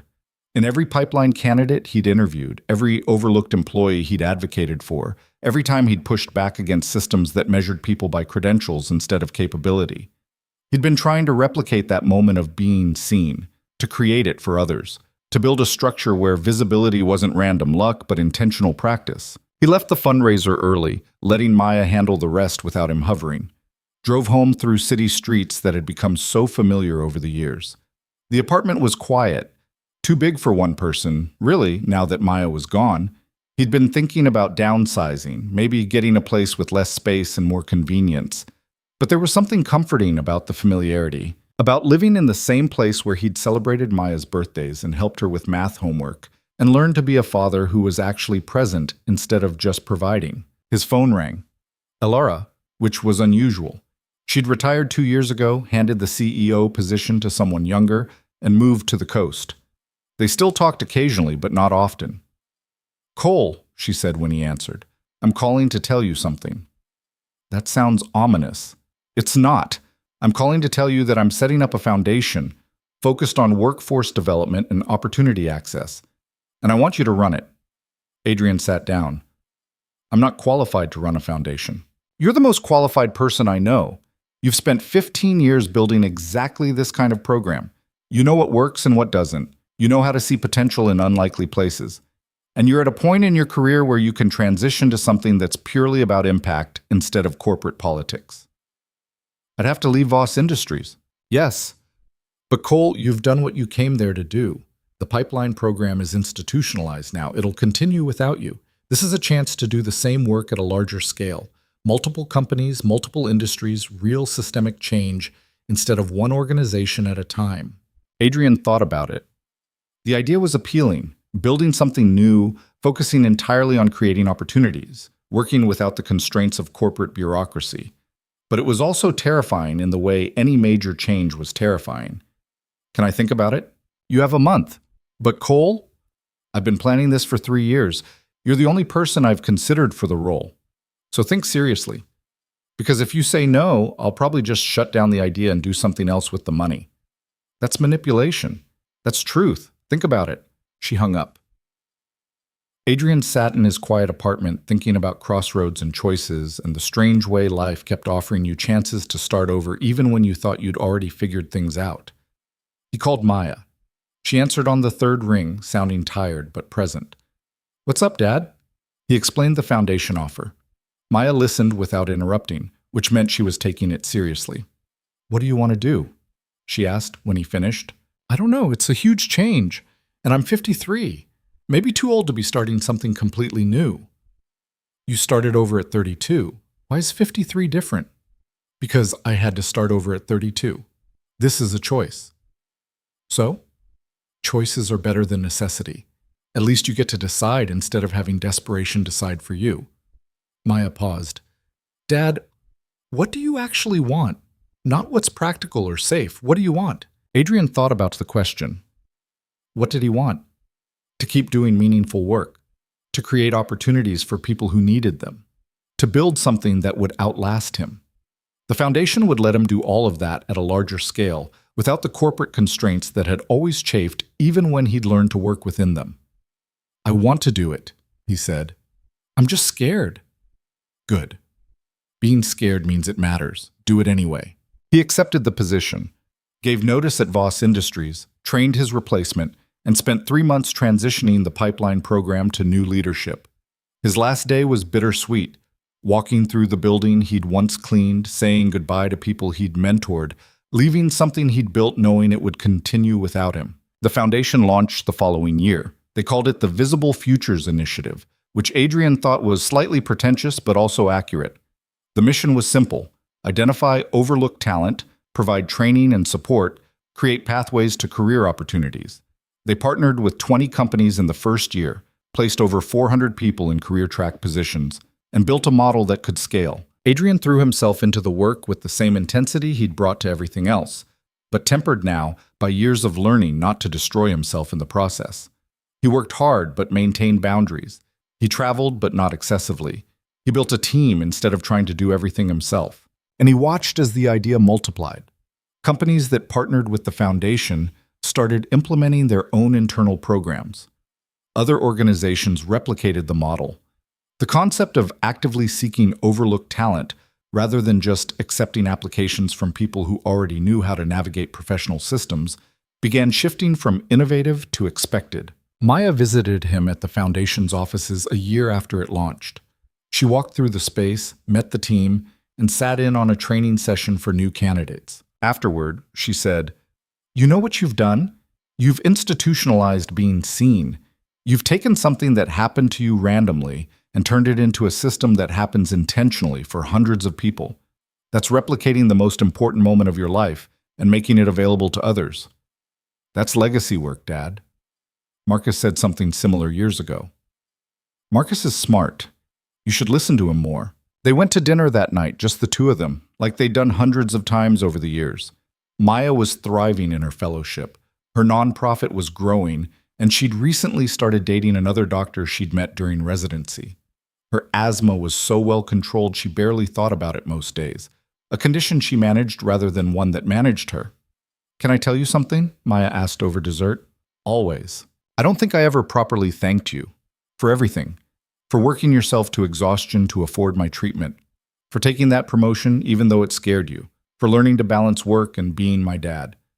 For showing me that struggle doesn't have to define you, it can refine you instead." Adrian felt his throat tighten. "You don't have to thank me. You're my daughter. I'd do anything for you. I know. But I want you to know it mattered. Not just the medical care, though that obviously mattered, but watching you transform yourself. Watching you fail and adjust and try again. That taught me more than any class or textbook. It taught me that change is possible if you're willing to do the work. You taught me just as much about resilience and purpose and what actually matters." They sat in comfortable silence for a moment. Then Maya said, "Dad, I need to tell you something else. I'm getting married." Adrian's first reaction was shock, quickly followed by happiness, then a strange pang of loss. "That's wonderful. When did this happen?" "He proposed last week. We've been dating for 2 years, but you know how residency is. No time for anything. We're not rushing into planning. Probably sometime next year." "Do I know him?" "You've met him once, at my nonprofit event. His name is David. He's a pediatric oncologist." "Another doctor. You'll never have normal conversations." Maya laughed. "We'll have very technical conversations about childhood diseases. It'll be great." Adrian reached across the table and took her hand. "I'm happy for you, baby girl. You deserve someone who understands your work and your purpose. I learned that from you too, from watching you with Alara. She saw you and gave you a chance, but she also understood what you were trying to build and supported it. That's the kind of partnership I want." They talked late into the night about wedding plans and career goals and the strange way life unfolded in directions you never anticipated. When Adrian finally drove home, he felt the weight of time passing, his daughter grown and building her own life, his career transformed entirely from where it started, his purpose shifted from survival to creating opportunities for others. He thought about the business card he'd kept for years, tucked in his wallet like a talisman. Alara Voss's direct line. The number he'd called in desperation one night, not knowing it would change everything. He'd thrown the card away years ago, didn't need it anymore, had her personal number saved in his phone, but he could still picture it. The heavy cardstock, the simple font, the number that had been the difference between drowning and swimming, that moment of being seen. That was what he'd spent 15 years replicating, creating structures where people could be seen not by accident but by design, where potential could be recognized systematically rather than randomly, where the next Adrian Cole or Maria Santos or Marcus Webb didn't have to depend on walking into the right office at the right time, but could access opportunity through intentional pathways. It wasn't perfect. The system still failed people. There were still barriers and biases and structural inequalities that no single program could fix. But it was better. Measurably, demonstrably better. Hundreds of people had gotten chances they wouldn't have otherwise gotten. Some had thrived, some had struggled and found different paths, but all of them had been seen. That was the lesson. That was the truth Adrian carried with him every day. Being seen was the catalyst. Everything else, the work, the growth, the transformation, that was up to the individual. But you couldn't do the work if nobody noticed you were capable of it. You couldn't grow if you were invisible. You couldn't transform if the system never gave you space to be anything other than what you'd always been. So you built systems that saw people. You created structures that recognized potential. You opened doors and then left them open for the next person. And you hoped that someday the need for programs like his would disappear because everyone would already be seen. Because seeing potential in unexpected places would be the default rather than the exception. Adrian was 61 when the foundation celebrated its 10th anniversary. Over 4,000 people had been placed in career track positions across 300 companies. The retention rate was 89%.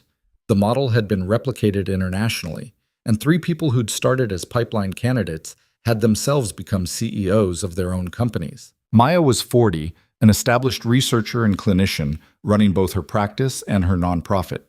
She'd been married for 8 years and had 2 children, Adrian's grandchildren, a boy and a girl, 7 and 5. The boy had asthma, inherited the same genetic markers Maya had, but treatment had improved so much in the intervening decades that what had been life-threatening when Maya was young was now merely inconvenient. He used a preventive inhaler daily and lived a completely normal life otherwise. Adrian retired from the foundation at 65, handing leadership to someone younger who'd come up through the program themselves. The symmetry felt appropriate. He'd been given a chance by someone older who'd seen his potential. Now someone younger was taking the work forward, building on what he'd built, creating new opportunities he hadn't imagined. He spent his retirement traveling with a partner he'd met through mutual friends, another single parent who'd built a career late after raising kids, who understood the specific challenges of balancing ambition with presence. They visited Rachel in Florida, where she was elderly but sharp. They went to Japan again, and this time Adrian could actually relax and enjoy it without mentally reviewing work schedules. They spent time with Maya and her family, watching Adrian's grandchildren grow up with opportunities he'd never imagined at their age. On a quiet evening at his house, he'd downsized years ago to something manageable. Adrian sat on his porch and thought about the arc of his life. From desperate and invisible to stable and seen, from surviving to thriving to helping others make the same journey. It hadn't been smooth, it hadn't been a fairy tale, but it had been real, and it had mattered, and that was enough. His phone rang. An unknown number, which usually meant spam, but something made him answer. "Mr. Cole, you don't know me. My name is Jennifer Rodriguez. I'm calling because I just got promoted to a management position through the Visible Futures Initiative, and someone told me I should reach out to you to say thank you." Adrian felt something warm in his chest. "You don't need to thank me. You did the work. I know. But someone had to see me first. Someone had to believe I was capable of more than the job I had. That's what your program did. So I wanted to call and tell you that I'm not going to waste this opportunity. And someday, when I'm in a position to help someone else, I'm going to remember this moment and pass it forward." "That's all I've ever wanted," Adrian said, "for people to pass it forward." They talked for a few more minutes. Jennifer told him her story. Working retail, raising 2 kids alone, getting a chance through the foundation that let her move into operations management. Planning to keep growing, keep learning, keep pushing forward. Another life changed. Another person seen. After they hung up, Adrian sat on his porch and watched the sunset. He thought about that morning decades ago when he'd walked into the wrong office, terrified and desperate and certain everything was about to collapse. How Alara Voss had looked at him and seen something he hadn't seen in himself. How that single moment of recognition had cascaded into everything that came after. You couldn't plan for moments like that. You couldn't engineer them perfectly. But you could create conditions where they were more likely to happen. Where being seen wasn't luck, but practice. Where potential wasn't wasted because it didn't fit traditional patterns. That was the work. That was the legacy. Not perfection, but improvement. Not fixing everything, but making things better than they were. One opportunity at a time, one person seen, one door opened, one chance given, and then watching as they passed it forward to someone else. That was how the world changed. Not through grand gestures or sweeping reforms, though those mattered too, but through individual moments of recognition, through someone seeing someone else and deciding their potential mattered more than their circumstances, through opening doors and leaving them open. Adrian had been seen. He'd seen others, and now those others were seeing the next generation. The chain continued, link by link, building something that outlasted any individual contribution. It was enough. It was more than enough. It was everything.